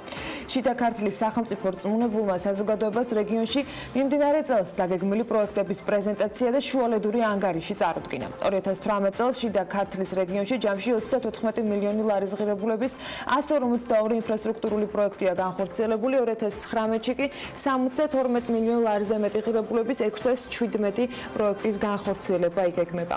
ეს შეხვედრა ემსახურებოდა მიზანს, რომელიც ხშირად მოახდენს ანგარიშის ჩაბარებას საზოგადოებისათვის, რაც შეეხება პრიორიტეტებს, ეს გახლავთ სხვადასხვა ტიპის ინფრასტრუქტურის გაუმჯობესება, გზების, სკოლების, საბავშვო ბაღები და ამას გარდა სხვადასხვა კულტურული და საგანმანათლებლო პროექტებისა და ინიციატივების მხარდაჭერა, ამბობს შესაბამისად ადმინისტრაციის წარმომადგენელი და აღნიშნავს, რომ მნიშვნელოვანია საოკუპაციო ხაზთან მდებარე 11 სოფლის მისასვლელი გზის დაგება, 21 სოფელში წყალმომარაგების სისტემის მოწყობა და დასახლებებში დაგეგმილი შიდა გზების კეთილმოწყობა, რაც ასევე გეგმაშია, განმარტავს გიორგი ხოჯევანიშვილი. ხაშურში კი საფეხბურთო სტადიონის რეაბილიტაციას კომპანია Global Standard მშენი და მშენებელი განახორციელებენ. ერთობლივ საწარმოდ გაერთიანებული კომპანიები მუნიციპალური განვითარების ფონდმა 7 პრეტენდენტს შორის შეარჩია. მათთან 5 მილიონ 980.000 ლარის ღირებულების კონტრაქტი გაფორმდება. სამუშაოს ფარგლებში ტერიტორიაზე ხელოვნურ-საფარიანი საფეხბურთო მოედანი, სპორტული განათები და სარწყავი სისტემით უნდა მოეწყოს, ასევე მოეწყობა ტრიბუნები და ღია ავტოსადგომი. სტადიონის მიმდებარე ტერიტორიაზე უნდა აშენდეს ასევე დამხმარე შენობა ნაგებობებიც. პროექტი ითვალისწინებს საინჟინრო კომუნიკაციების მოწყობასაც. 2018 წელს საქართველოში მოქმედმა სადაზღვევო კომპანიებმა 42 მილიონ 100.000 ლარის წმინდა მოგება მიიღეს, რაც გასული წლის ამავე პერიოდის მაჩვენებელს ორჯერ აღემატება. შედარებისათვის 2017 წელს კომპანიების წმინდა მოგება 20 მილიონ 300.000 ლარი იყო, 2016-ში 18 მილიონ 800.000, ხოლო 2015-ში 2 მილიონ 600.000 ლარის მოცულობის. 2018 წლის მაჩვენებელი ასევე აღემატება 2014 წლის მაჩვენებელს, როდესაც სადაზღვევო კომპანიებმა 40 მილიონ 300.000 ლარის მოგება დააფიქსირეს. 2018 წლის განმავლობაში მოზიდულმა სადაზღვევო პრემიამ პირდაპირი დაზღვევის საქმიანობიდან შეადგინა 542 მილიონ 200.000 ლარი, რაც დაახლოებით 100 მილიონი ლარით მეტია 2017 წლის მონაცემთან შედარებით. გაზრდილია სადაზღვევო კომპანიების როგორც აქტივები, ასევე კაპიტალის მოცულობა. რაც შეეხება უფრო მეტ კონკრეტიკას, საქართველოში ერთ წელიწადში დაზღვეული ავტომანქანების რაოდენობა 8.3%-ით არის გაზრდილი. დაზღვევის სახელმწიფო ზედამხედველობის სამსახურის მონაცემების მიხედვით გასულ წელს ქვეყანაში რეგისტრირებული ავტომობილების 6%-ია მხოლოდ დაზღვეული. გასულ წელს ავტომანქანების დაზღვევის 75.863 პოლისი გაიცა და 2017 წელთან შედარებით ეს არის 5.821 პოლისით მეტი. ამავე სტატისტიკით ავტოდაზღვევიდან მოზიდული პრემია 2019 2018 წელს სულ იყო 85.770.000 ლარის მოცულობით. პრემიის 26%, ანუ 22.420.000 ლარი TBC დაზღვევაზე მოდიოდა, 25% ალდაგზე, 16% GPI ჰოლდინგზე, 5% ირაოზე და 4% ტაოზე. 24% კი ყველა დანარჩენ სადაზღვევო კომპანიაზე ნაწილდება, საუბარია ავტომობილების დაზღვევაზე. ამასთან 2016 წელს საქართველოში სულ 51.551 ავტომანქანა იყო დაზღვეული, ხოლო 2017 წელს უფრო მეტი 70.042 ავტომობილი.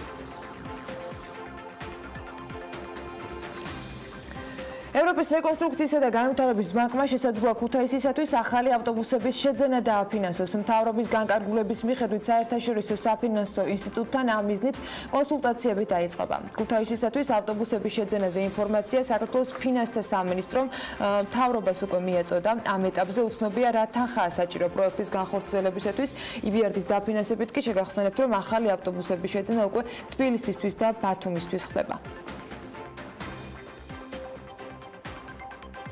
ქავთარაძის 26-ში ყველაზე დიდი მულტიფუნქციური ლაბორატორია მეგალაბი გაიხსნა, რომელსაც შესაძლებლობა ექნება წელიწადში 6 მილიონი ტესტის კვლევა განახორციელოს. ლაბორატორია უახლესი სამედიცინო ტექნიკით არის აღჭურვილი და ის მაქსიმალური სიზუსტით დიაგნოსტირებას უზრუნველყოფს. მეგალაბის ბაზაზე პოსტსაბჭოთა სივრცეში ციფრული პათოლოგიის დეპარტამენტიც პირველად იქნება წარმოდგენილი, სადაც მსოფლიო სტანდარტების შესაბამისად პათომორფოლოგიური კვლევები განხორციელდება. გუშინ პრემიერ-მინისტრი დაესწრო ამ ლაბორატორიის გახსნას. მეგალაბის პროექტში კი საქართველოს ჯანდაცვის ჯგუფმა ჯამში 20 მილიონი ლარის ინვესტიცია განახორციელა.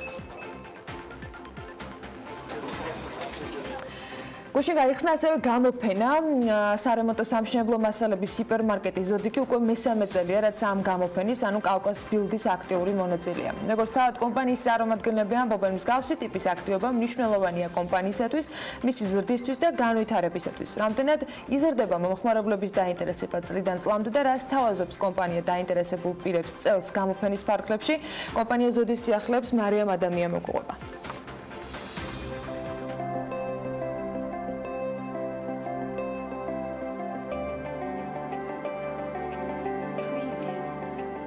კავკასიის ბილდ 2019. ეს არის ადგილი, სადაც დამთვალიერებლებს მრავალფეროვანი არჩევანი დახვდებათ სამშენებლო და სარემონტო მასალების. ეს არის კარგი შესაძლებლობა ადამიანებისათვის ერთ სივრცეში შეარჩიონ სასურველი პროდუქცია. გამოფენაზე წარმოდგენილია როგორც უცხოური, ასევე დარგის წამყვანი და ცნობილი ქართული კომპანიები. მათ შორისაა სარემონტო სამშენებლო მასალების ჰიპერმარკეტი ზოდი, რომელიც უკვე მესამე წელია საერთაშორისო გამოფენის კავკასიის ბილდის აქტიური მონაწილეა და როგორც თავად წარმომადგენლები აცხადებენ, მსგავსი ტიპის აქტივობა ძალიან მნიშვნელოვანია ზოდის განვითარებისათვის. ზოდი მომხმარებელს სთავაზობს როგორც ინტერიერის, ასევე ექსტერიერის მოსაპირკეთებელ ბუნებრივ ქვებს, ესენი არის ტრავერტინი, მარმარილო, კვარცი, გრანიტი. ჩვენ წარმოვადგინეთ სულ ბოლო ტრენდი ინტერიერის დიზაინში, ეს არის ეგრეთ წოდებული ბუქმეტში, რასაც ზოდის ცენტრალურ სტენდზე ნახავს ჩვენი დამთვალიერებელი. ეს არის მარმარილოს ფილები, რომლებისგანაც კეთდება, იწყობა ნახატი. ეს აბსოლუტურად ბუნებრივია, არ მეორდება ბუნებაში და შესაბამისად თუ თქვენ გინდათ რომ სახლში გქონდეთ ისეთი რაღაცა, რაც მარტო თქვენ გექნებათ, აუცილებლად უნდა ეცვიოთ ჩვენ სტენდს, იმიტომ რომ ბევრი გვაქვს ასეთი ნივთი წარმოდგენილი. ზოდის ისტორია ქართულ ბაზარზე 2007 წელს დაიწყო და დაარსების დღიდანვე მნიშვნელოვანი ადგილი უჭირავს კონკურენტულ ბაზარზე და ერთ-ერთი უმსხვილესი მოთამაშეა. რაც განპირობებულია მომხმარებლის ნდობით, მომსახურების ხარისხით, სრული სერვისითა და რაც მთავარია ხელმისაწვდომი ფასებით. მისი ძირითადი მიმართულებებია შიდა და გარე კარის, ასევე სარემონტო მოსაპირკეთებელი მასალის იმპორტი და რეალიზაცია. ზოდის მაღაზიათა ქსელში შეგიძლიათ შეიძინოთ ეკოლოგიურად სუფთა, ევროპული ტექნოლოგიით დამზადებული სხვადასხვა დიზაინის ზომისა და ფერის ნაკეთობები, ინტერიერისა და ექსტერიერის მოსაპირკეთებელი მასალები.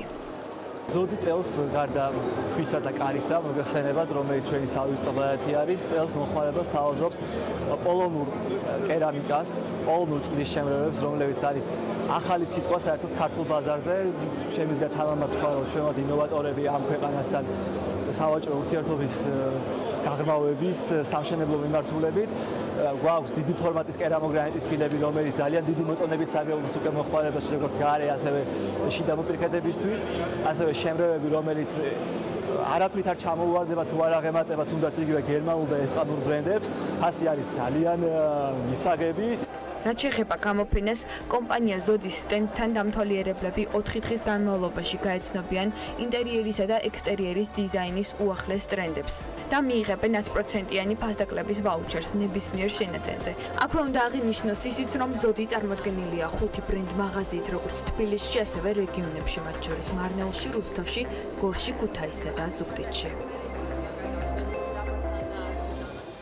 გამოფენა ექსპოში გრძელდება. ზოდის მიერ წარმოდგენილი პროდუქციის დათვალიერება ადგილზე კიდევ 2 დღის განმავლობაში იქნება შესაძლებელი, თუმცა ვიდრე საგამოფენო სივრცეს მიაკითხავთ, სტუმრები უნდა წარმოგიდგინოთ და თუ ჯერ სულ მინიმუმ ექსპოში მისვლა არ გადაგიწყვეტიათ, სწორედ ისინი დაგვარწმუნებენ ამაში, რატომ არის საინტერესო სულ მინიმუმ გაცნობა ყველა იმ პროდუქტის, რომელსაც ზოდი შემოგთავაზებს. ნატან ოღაიდელ, ზოდის მარკეტინგის სამსახურის უფროსს და გიორგი დაბრუნდაშვილ, ზოდის ასორტიმენტის განვითარების დირექტორს მასპინძლობ საქმიანი დილის ეთერში. მოგესალმებით და მადლობა, რომ ამ დატვირთული კვირის და დატვირთული დღების ფონზე ხართ ჩვენთან საქმიანი დილის სტუდიაში. ნატა, მოდი შენგან დავიწყებ. რა იყო წლევანდელი გზავნილი გამოფენიდან? თქვენ ყოველწლიურად ხართ წარმოდგენილები, წელს რა გინდოდათ, რომ მომხმარებლებისათვის და პოტენციური პარტნიორებისათვის გეჩვენებინათ და შეგეთავაზებინათ? დილა მშვიდობისა, ანა, მივესალმები მაყურებელს. რა თქმა უნდა, ჩვენ უკვე ტრადიციულად მესამე წელია მონაწილეობას ვიღებთ სამშენებლო სარემონტო გამოფენაზე. იქიდან გამომდინარე, რომ აღნიშნული გამოფენა ერთ-ერთი ყველაზე დიდია, ამიტომაც ჩვენ გვინდა რომ ვიყოთ იქ, სადაც ადამიანები დადიან, რათა გაეცნონ ყველაფერს რემონტისთვის და მშენებლობისთვის. ზოდის ახალი კონცეფცია სწორედ ეს არის, რომ ჩვენ გვინდა ერთ სივრცეში გქონდეს ყველაფერი თავმოყრილი, რაც ადამიანს სჭირდება რემონტისთვის და გვინდა ის დამღლელი პროცესი, რასაც რემონტი ქვია და რომელიც ძირითადად ნეგატივთან არის ასოცირებული, გავა პოზიტიურად და ჩვენი ახალი კონცეფცია სწორედ გაარემონტეს სიყვარულითზე არის დაფუძნებული, რაც იმას ნიშნავს, რომ რაც შეიძლება უფრო დადებითი ემოციებით შეიძინოს ადამიანმა ყველაფერი, რაც რემონტისთვის სჭირდება. რეალურად ასორტიმენტი სრულ მასშტაბს მოიცავს, ანუ ადამიანი, რომელიც ყიდულობს ბინას, ან აქვს ბინა და ნულიდან აპირებს, რომ გაარემონტოს, ამ ასორტიმენტში პროფილურად ყველაფრის მიღება შესაძლებელია და რამდენად შესაძლებელია იგივე ამ გამოფენაზე, მათ შორის ყველა მიმართულებით რამდენიმე არჩევანს შორის სასურველის პოვნა. თავისთავად შეგვიძლია ვთქვათ, რომ თაბაშირმოყოლოდან დაწყებული ყველაზე ძვირადღირებული მოსაპირკეთებელი მასალით დამთავრებული, როგორც არის ონიქსი, შუქგამტარი, ყველაფერი გვაქვს წარმოდგენილი და ადამიანს შეუძლია შეიძინოს თუნდაც იგივე ბუნებრივი ქვა, როგორც ასე ვთქვათ 34 ლარად პირობითად ვამბობ, ასევე ვთქვათ 1000 ლარად. მეტად ვინც ამ რეალობის წინებიდას უდღეს არჩევანს აკეთებს, ზუსტად ფასები არის განსაკუთრებული. აი, ამიტომ ვამბობ, რომ ეკოლოგიურად სუფთა და ბუნებრივი ქვით გაწყვეტილი, ასე ვთქვათ, პრემიუმ კლასის რემონტი, იმიტომ რომ ბუნებრივი ქვა უკვე პრემიუმ კლასია, მიუხედავად იმისა, რამდენს გადაიხდის ადამიანი, ანუ საკმაოდ მისაღები თანხიდან დაწყებული, საკმაოდ ძვირადღირებული თანხამდე მთელი ამ ფასების დიაპაზონს მოვიცავთ. კიდევ ერთი ძალიან მნიშვნელოვანი სიახლე გვაქვს ქართული ქვის წარმოების მიმართულებით. ზოდმა დაიწყო უკვე ქართული ქვის წარმოება და გამოფენაზე წარმოდგენილი გვაქვს ქართული ბაზალტი და ქართული კირქვა. ამას უახლოეს თვეების განმავლობაში შეემატება ქართული გრანიტიც და შესაბამისად უკვე შეგვიძლია თამამად ვთქვა, რომ ზოდის ქსელში სულ უფრო მეტი ადგილი დაეთმობა ქართულ ქვას, რომელიც ფასით იქნება ხელმისაწვდომი კრებული. ზოდის მომხმარებელი არის ყველა კატეგორიის, ყველა საფასო სეგმენტის წარმომადგენელი, ვინც ინტერესდებიან.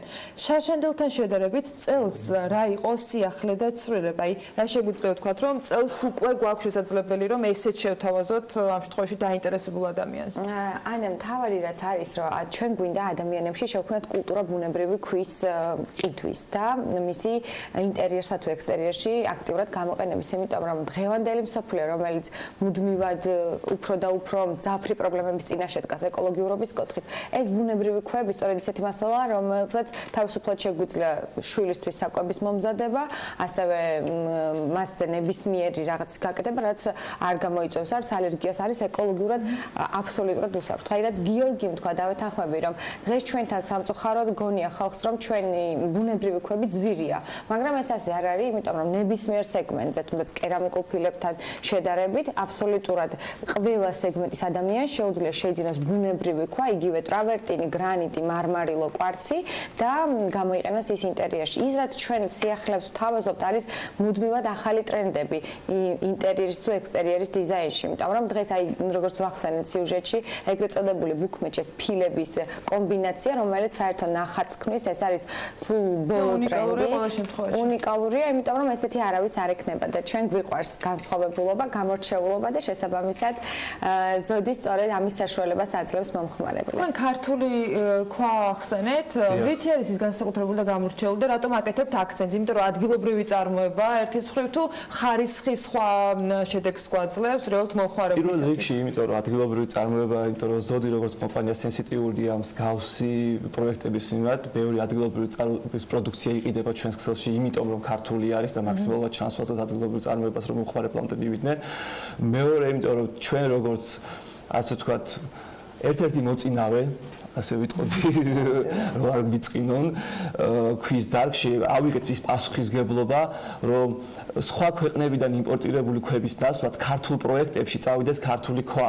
ამის პოტენციალი საქართველოს გააჩნია, იმიტომ რომ ძალიან მდიდარი ამის ხარჯზე ხდება. ანუ შეიძლება რომ თქვი ვფიქროთ, რომ წახალისება ხდება, იმიტომ რომ თქვათ ეს თქვენი დამოკიდებულებაა თუ არ ჩამოვარდება არც ხარისხით, ხარჯის ნაწილშიც კონკურენტუნარიანი და ასე. არ ჩამოვარდება, იმიტომ რომ ჩვენ გვაქვს ძალიან ბევრი მთა, ეს არ არის სიახლე. თქვენი მსმენელისთვის და მაყურებლისთვის შესაბამისად გვაქვს ბევრი ქვა და მისი სწორი ტექნოლოგიური დამუშავების შემთხვევაში რაც შევიძინეთ და დავამონტაჟეთ და ვაკეთებთ შეიძლება უკეთესი ხარისხის მიღებაც იმიტომ რომ შევიძინეთ თანამედროვე დანადგარები და ამჟამად მუშაობთ უშუალოდ თითოეული ქვის ნიმუშის სწორ დამუშავებაზე, როგორც მითხარით, ბაზალტი და კირქვა უკვე წარმოდგენილი გვაქვს და ქართულ გრანიტსაც წარმოადგენთ და რა თქმა უნდა ეს ეკონომიკისთვის იმიტომ არის კარგი, რომ იმპორტის ნაცვლად მოხმარებელს საშუალება ექნება შეიძინოს ქართული ქვა და რატომაც არ უნდა ვიფიქროთ ექსპორტზე.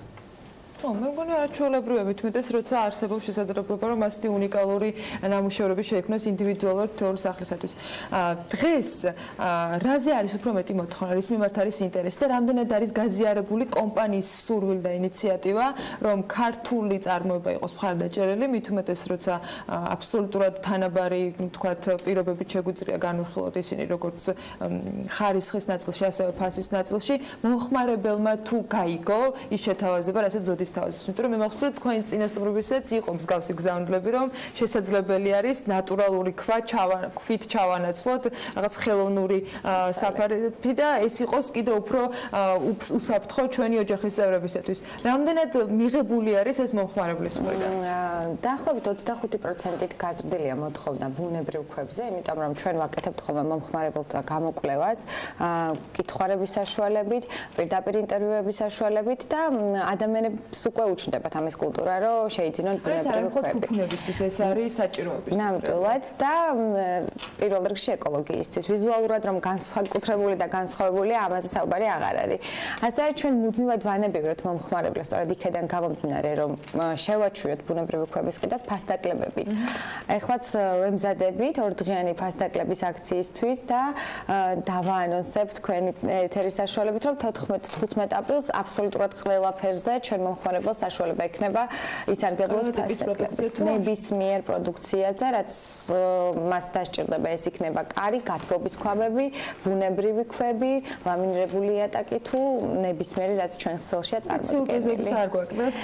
რას ველოდოთ კიდევ მიმდინარე წლის განმავლობაში 2019-ში წარმოება ფართოვდება, დარწმუნებული რომ ასორტიმენტი გაიზრდება. რა უნდა იყოს 2019 წლის თქვენს გეგმაში აუცილებლად შესრულებული?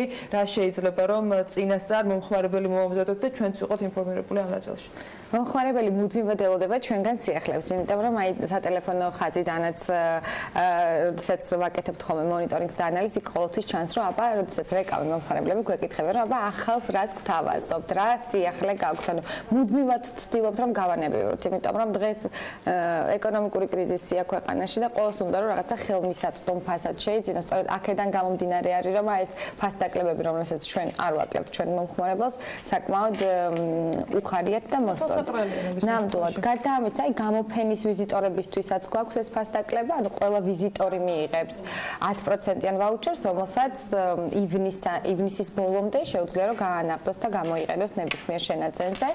ასე რომ ვინც 14-ში და 15-ში ვერ ახერხებს მოსვლას, შეუძლია გამოფენაზე გვესტუმროს, დაათვალიეროს, გაიცნოს სიახლეებს და ასევე მიიღოს ფასდაკლების ვაუჩერი. გარსნაბორომ ბევრი დავაინტერესეთ და მithumetes არსებს შესაძლებლობა რომ მთელი ეს ასორტიმენტი ერთდროულად ნახოთ, შეარჩიოთ, შეადაროთ, გააკეთოთ არჩევანი და როგორც საუბრისას წესში აღნიშნეთ, რემონტი იყოს კიდევ უფრო სასიამოვნო, როცა ერთ ადგილზე შეგიძლია ყველა მიმართულებით სხვადასხვა შედარებით გააკეთოთ არჩევანი სხვადასხვა პროდუქტის და გააკეთოთ შექმნათ ისეთი სახლი, რომელიც თქვენთვის მისაღები და მოსაწონია. წარმატებას გისურვებთ. მე ამ გამოფენის პარკლებში მომავალში და რა თქმა უნდა, ბევრ სიახლეებს ველოდებით კომპანია ზოდისგან. ნატანო ღაიდელს, ზოდის მარკეტინგის სამსახურის უფროსს და გიორგი დაბრუნდაშვილს, ზოდის ასორტიმენტის განვითარების დირექტორს მასპინძლობთ საქმიანი დილის ეთერში.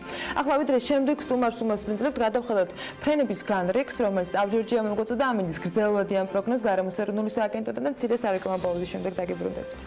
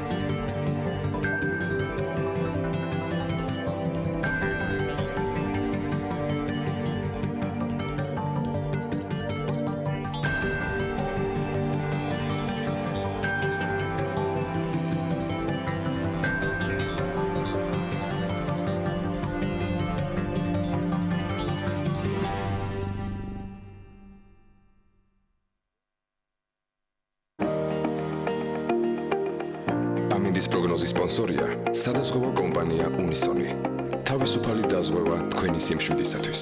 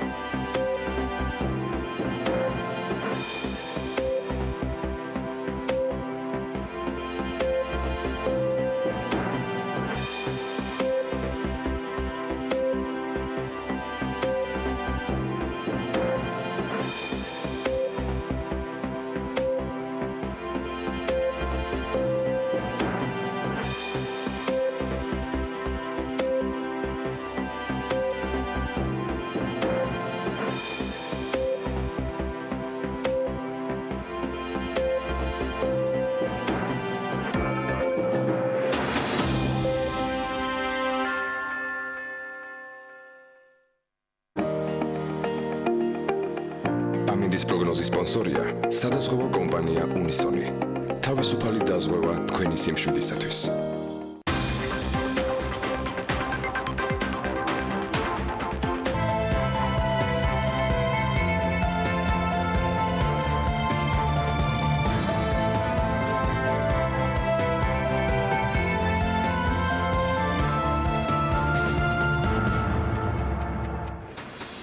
ეკაბაციკაძესთან ერთად გალტენტაგარტი ძალიან საინტერესო ანგარიში უნდა მიმოვიხილოს. ტურიზმის ეროვნული ადმინისტრაციის ინფორმაციით Airbnb-ზე რეგისტრირებული აპარტამენტების მეპატრონეთა რაოდენობა 22,000-ს აღწევს.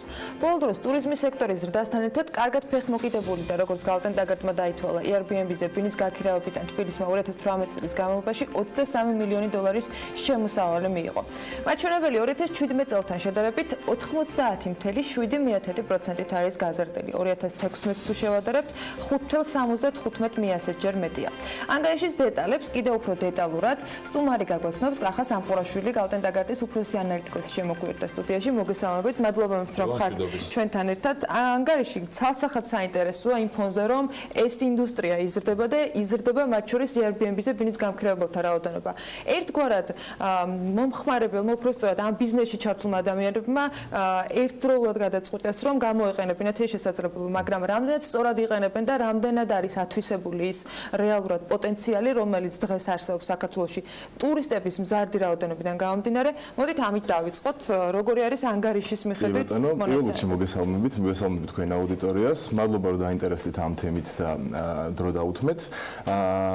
ესე იგი, პირველ რიგში მინდა აღვნიშნო, რომ ყველას გვყავს ვიღაც ნაცნობი, ვინც Airbnb-ზე ბინას აქირავებს, ანუ ხვდებით რამდენად აქტუალურია ეს თემა და გალტენდაგარტსაც დღეს არ დაუწყია, რომ ამ თემის ირგვლივ რაღაც ანალიტიკა გვეკეთებინა. დიდი ხანია ამ სექტორის მაჯისცემაზე გვიდევს ხელი და უყურებთ როგორ ვითარდება. დღეს უკვე იმ დონეს მიაღწია ბაზარმა, რომ ვიფიქრეთ, რომ განსაკუთრებულ ყურადღებას იმსახურებდა, როგორც უკვე აღინიშნა, 23 მილიონი დოლარი იყო ბაზრის ზომა 2018 წელს და ახლად 60 მილიონ ლარზე მეტი თითქმის გაორმაგდა და ვფიქრობთ, რომ უკვე განსაკუთრებული ყურადღება დაიმსახურა.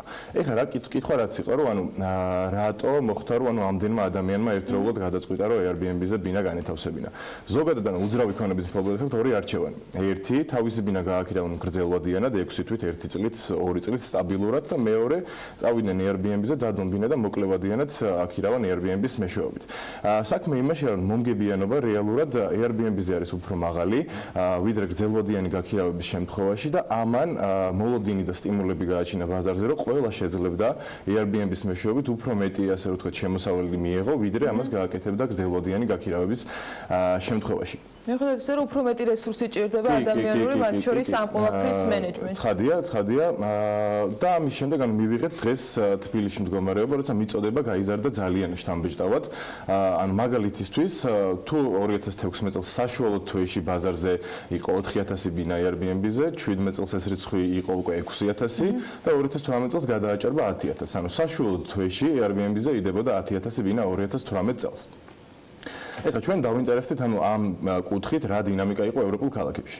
ავიღეთ მაგალითად ცენტრალური ევროპის ქალაქები, პრაღა, ბუდაპეშტი, ვარშავა რო განმარტოთ და ესეთი საინტერესო სურათი ვნახეთ. ანუ პრაღაში, ბუდაპეშტში და ვარშავაში არის ბევრად ნაკლები ბინა Airbnb-ზე ვიდრე თბილისში.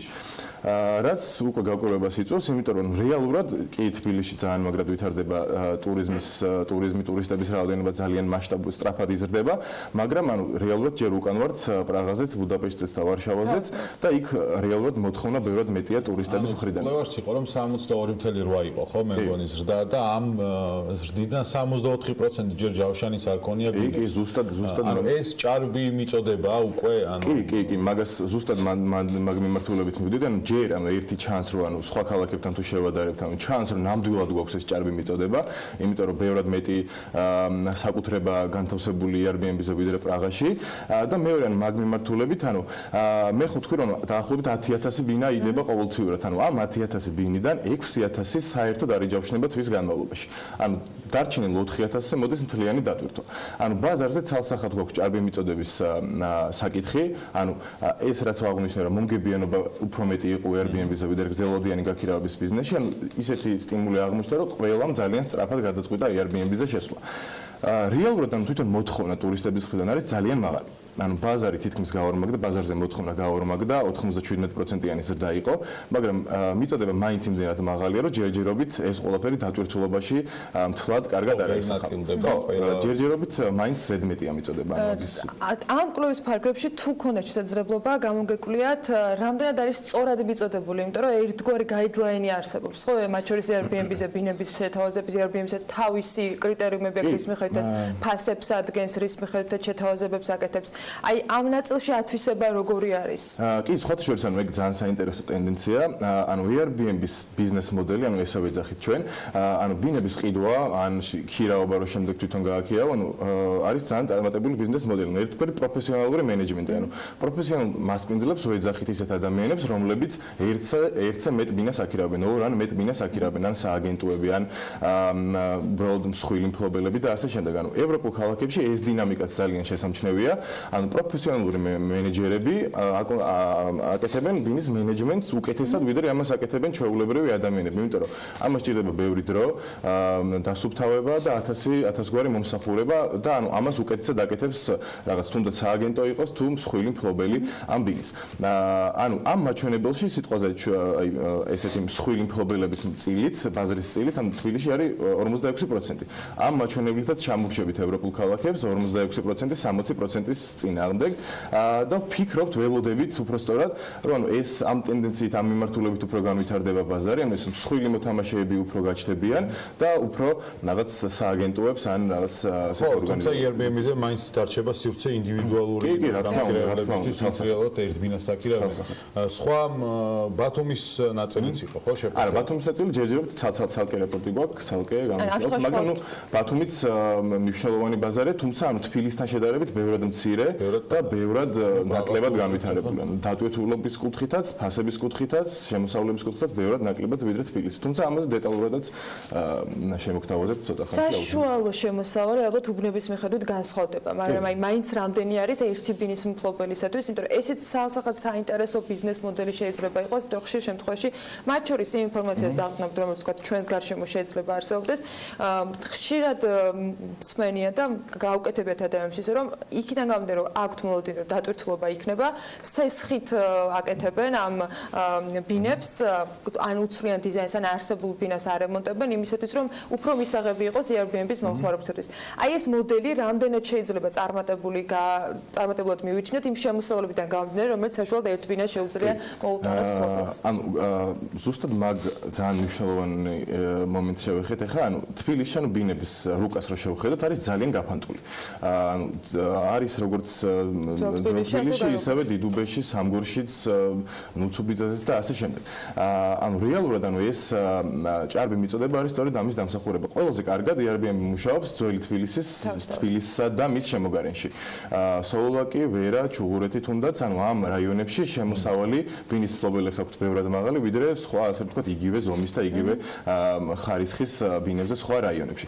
ანუ ამას ველოდებით, რომ ანუ მომავალში ეს ჭარბი მიწოდება, რაც ვახსენე, ძირითადად ანუ ნელ-ნელა ბაზარი დაიცლება ისეთი ბინებისგან, რომელიც კარგ შემოსავალს აკეთებენ Airbnb-ის მეშვეობით და კონცენტრირებული გახდება ბაზარი ძველ თბილისსა და მის შემოგარენში. რაც შეეხება შემოსავლებს, ანუ აქაც ანუ ძალიან გაფანტულია ბაზარი, ანუ საუკეთესო 10%, ანუ საუკეთესო 10% ვინც ბაზარზე მუშაობს, საშუალოდ აი დღეში საშუალო ფასი აქვთ 100%, $100 უпростоრად და ანუ სარგებლობენ საშუალო წლიური 90%-ზე მაღალი დატვირთულობით, რაც ხვდებით რომ ძალიან მაღალ შემოსავლებზეა საუბარი, ბევრად მაღალზე, ვიდრე გრძელვადიანი გაქირავებით შეძლებდნენ ეს ადამიანები მიიღოთ. თუმცა ან ბაზრის აი საშუალო მოთამაშეებს, აი ჩვეულებრივ მოთამაშეებს ვერც ასეთი მაღალი ფასით დაიკვეხნიან, ანუ საშუალოდ სადღაც $30-35 ფარგლებში მერყეობს ფასი, გააჩნია სეზონს და დატვირთულობად სადღაც 50-60%-ის ფარგლებში მერყეობს ასეთი საკუთრებების და ასეთი ბინების. შესაბამისად, ანუ ძალიან დიდია სხვაობა საუკეთესოდ მომუშავე ასე რომ ვთქვათ ობიექტებს და რაღაც ბაზრის ჩვეულებრივ მოთამაშეებს შორის. იქამდე ვიდრე ამ საუკეთესო თქვათ რაოდენობამდე მივა ბაზარი დათვლილი გაქვთ თუ არა, რამდენი აკაუნთი გაუქმდა Airbnb-ზე, აი ამ ნაწილში ტენდენცია დაახლოებით რას გვიჩვენებს? ჯერჯერობით ანუ დინამიკა აკაუნთების გაუქმების არ არის, პირიქით, ანუ ჯერჯერობით ისევ ზრდას ვხედავთ, ანუ როგორც თქვით 2018 წელს ანუ ისევ ზრდის დინამიკა იყო, ანუ ეს არის ჩვენი მოლოდინი მომავლის შესახებ, რომ ანუ უბრალოდ ეს ჭარბი მიწოდება ნელ-ნელა შემცირდება, თუმცა როდის დაიწყება და როდის იგრძნობს ბაზარი ამას, რომ ესე უნდა მოხდეს, ნუ კითხვის ნიშანი, ჩვენ ველოდებით რომ ეს საკმაოდ მალე მოხდება, იმიტომ რომ როცა ატყობს უძრავი ქონების მფლობელი, რომ ანუ ვერ შოულობს საკმარის შემოსავალს Airbnb-ის მეშვეობით, ნელ-ნელა დატოვებს ბაზარს და ანუ ნახავს, რომ დიდი, ასე რომ ვთქვათ, კონტრიბუცია ჭირდება ამ ბიზნესს, ასე რომ ვთქვათ. კი ბატონო, გაქირავების ნაწილში ვთქვათ და განცხადების ნაწილში შეიძლება მოლოდინი ბუნებრივი იყოს, რომ იქ რაღაც შემცირდება ბუნებრივად, იმიტომ რომ ჭარბია მიწოდება. რაც შეეხება შემოსავლებს, ამ კუთხით კვლევაში თუ არის ანგარიშებული რა მოლოდინები 2019 წელს და გრძელვადიან ან საშუალოვადიან პერსპექტივაში. ანუ ზოგადად ამ კუთხითაც, ანუ შემოსავლების და ფასების თვალსაზრისითაც, ანუ ისევ ჩამორჩებით ევროპულ ქალაქებს, ანუ თბილისში ორჯერ ნაკლებია ფასი ვიდრე პრაღაში, ბუდაპეშტში და ასე შემდეგ და შემოსავლების თვალსაზრისითაც იგივე დინამიკა აცხადია, ანუ ბევრად ჩამორჩება თბილისის საშუალო თვიური შემოსავლით ამ ქალაქებს. ანუ იქიდან გამომდინარე, რომ ველოდებით რო ანუ ბაზარზე მიწოდება ცოტათი შემცირდება და მოთხოვნა ძალიან მზარდია რეალურად, ტურიზმი იზრდება, ტურისტების რაოდენობაზე ძალიან პოზიტიური მოლოდინები გვაქვს ჩვენთან გალდეტაგარჩი და ვფიქრობთ, რომ შესაბამისად ფასების და შემოსავლების ბაზარზე გაიზრდება ცოტა ხანში. ანუ ეს შეიძლება ძალიან სწრაფად არ მოხდეს, მაგრამ ველოდებით, რომ ეს ზრდა იქნება აუცილებლად იმის ხარჯზე, რომ მიწოდება ერთის მხრივ ცოტათი შენელდება და მეორეს მხრივ მოთხოვნა იქნება ძალიან ძლიერი და მზარდი. აი ეს არ არის პირდაპირ ალბათ ამ კვლევის ნაწილი, მაგრამ ალბათ ესეც საინტერესო იქნებოდა. Რამდენად იქონია გავლენა მათ შორის Airbnb-ზე ვინების განთავსების რაოდენობის ზრდა, სასტუმროების ფასების ნაწილზე და რამდენად ახდენს სასტუმროების ფასები Airbnb-ზე გასაქირავებელი ბინების ფასებზე გავლენას? კი ბატონო, ძალიან ხშირად არის ხოლმე კითხვა, რომ რამდენად შედის კონკურენციაში სასტუმროების ბიზნესთან. ანუ Airbnb რო წარმატებული ბიზნესია და უკვე მოქმედი, ანუ ამას თვალი უნდა გავუსწოროთ, ანუ ცალსახად სასტუმროების რაღაც შემავსებელი და კონკურენტი ნაწილობრივ არის Airbnb თბილისშიც და ყველა სხვა ქალაქშიც. ჩვენ ზოგადად თბილისში ჯერჯერობით უყურებთ, რომ Airbnb არის უფრო შემავსებელი სასტუმროების ბიზნესის ვიდრე შემცვლელი. ჩვენი შეფასებით იკავებს ბაზრის დაახლოებით 11%-იან წილს და ნუ მომავალში მოლოდინი გვაქვს, რომ სადღაც 20%-ამდე შემდეგი 4-5 წლის განმავლობაში სხვადასხვა კატეგორია დადის. კი, ანუ სხვადასხვა კატეგორია და ფასებშიც ანუ ძალიან ანუ ჩვენ არ ვფიქრობთ, რომ სიტყვაზე აი რაღაც ძალიან დიდი გავლენა ქონდა ამას სასტუმროების ფასებზე. არა, მით უმეტეს ანუ მაღალი კლასის სასტუმროებზე ანუ არ ქონია ამას ნამდვილად გავლენა. უფრო შეიძლება ბიუჯეტურ ეკონომ კლასის სეგმენტში იყო ეს რაღაც ცვლილებები, იმიტომ რომ ყველაზე დიდ კონკურენციას მაინც უფრო ამ ბიუჯეტური ეკონომ კლასის სეგმენტს უწევს Airbnb და ნუ აქ ძალიან საინტერესო რაღაც მინდა აღვნიშნო. აქაც ვეცდები რომ შევადარო Airbnb თბილისის ევროპულ ქალაქებს. ანუ მაგალითად ევროპულ ქალაქებში Airbnb-ის ბაზრის წილი მთლიანთან მიმართებაში არის სადღაც 15%. ანუ პარიზი, ამსტერდამი, პრაღა, ბუდაპეშტი, ხო? მაგრამ ანუ გამოსაყოფია ერთი მომენტი, ანუ ამ ქალაქებში არის საკმაოდ მკაცრი რეგულაციები Airbnb-ის ბინებზე. სხვადასხვა მიზეზების გამო და ანუ ესეთი სურათს ვიღებთ, რომ რეგულირებულ ქალაქებში ბაზრის წილია 15%, თბილისში ჯერჯერობით სადაც რეგულაცია არ არსებობს, არის 11%. ამიტომ ველოდებით, რომ ზრდის პოტენციალი ჯერ კიდევ არის და ამიტომ ვფიქრობთ, რომ ბაზარი გაიზრდება და ნუ დაახლოებით 20%-ის ფარგლებში ველოდებით 2020 წლის შემდეგ 4-5 წლის განმავლობაში. ხო, თან გარკვეული შეღავათებიც არის გამქრიებულების, თუმცა მაღალ შემოსავლიან სეგმენტს ალბათ არ შეეხება, ვინც ესე 90% დატვირთულობა აქვს ბინის. მადლობა გადაცემაში მომბრძანებისთვის, საინტერესო კვლევისთვის და დეტალურად დაინტერესებს ანგარიში, რომელიც გალტენტაგარტმა მოამზადა, მათვე გვერდზე შეგიძლიათ ნახოთ, საკმაოდ საინტერესო მიგრებები არის და განსაკუთრებით საინტერესო იქნება დარძნებული მათთვის, ვინც ამ ბიზნესში უკვე ჩაერთვა, მომავალში გეგმავს იმისათვის, რომ უკეთესად დაგეგმოს ბიზნესი და განავითაროს ის იმისათვის, რომ მეტი შემოსავალი მიიღოს. მადლობა გალტენტაგარტს ტრადიციულად პროფესიონალურ კვლევისათვის და საინტერესო მიგრებებისათვის. კახა სამყურაშვილის მაფხაზეთის და ეგრეთ წოდებული სამხატვრო. ამაზე ვისაუბრეთ გადაცემის დასაწყისში პექას ხოთაშორის. გალტენტაგარტის უფროს ანალიტიკოს მასმის გოლდით საქმიანი ტიპის ეთერში. მადლობა მასტუმრებისათვის. მცირე სარეკლამო პაუზის შემდეგ კი დაგიბრუნდებით უკვე საავტორო უფლებათა ასოციაციის ანგარიშით, რომელიც 2018 წლის მონაცემში ეჯანებს.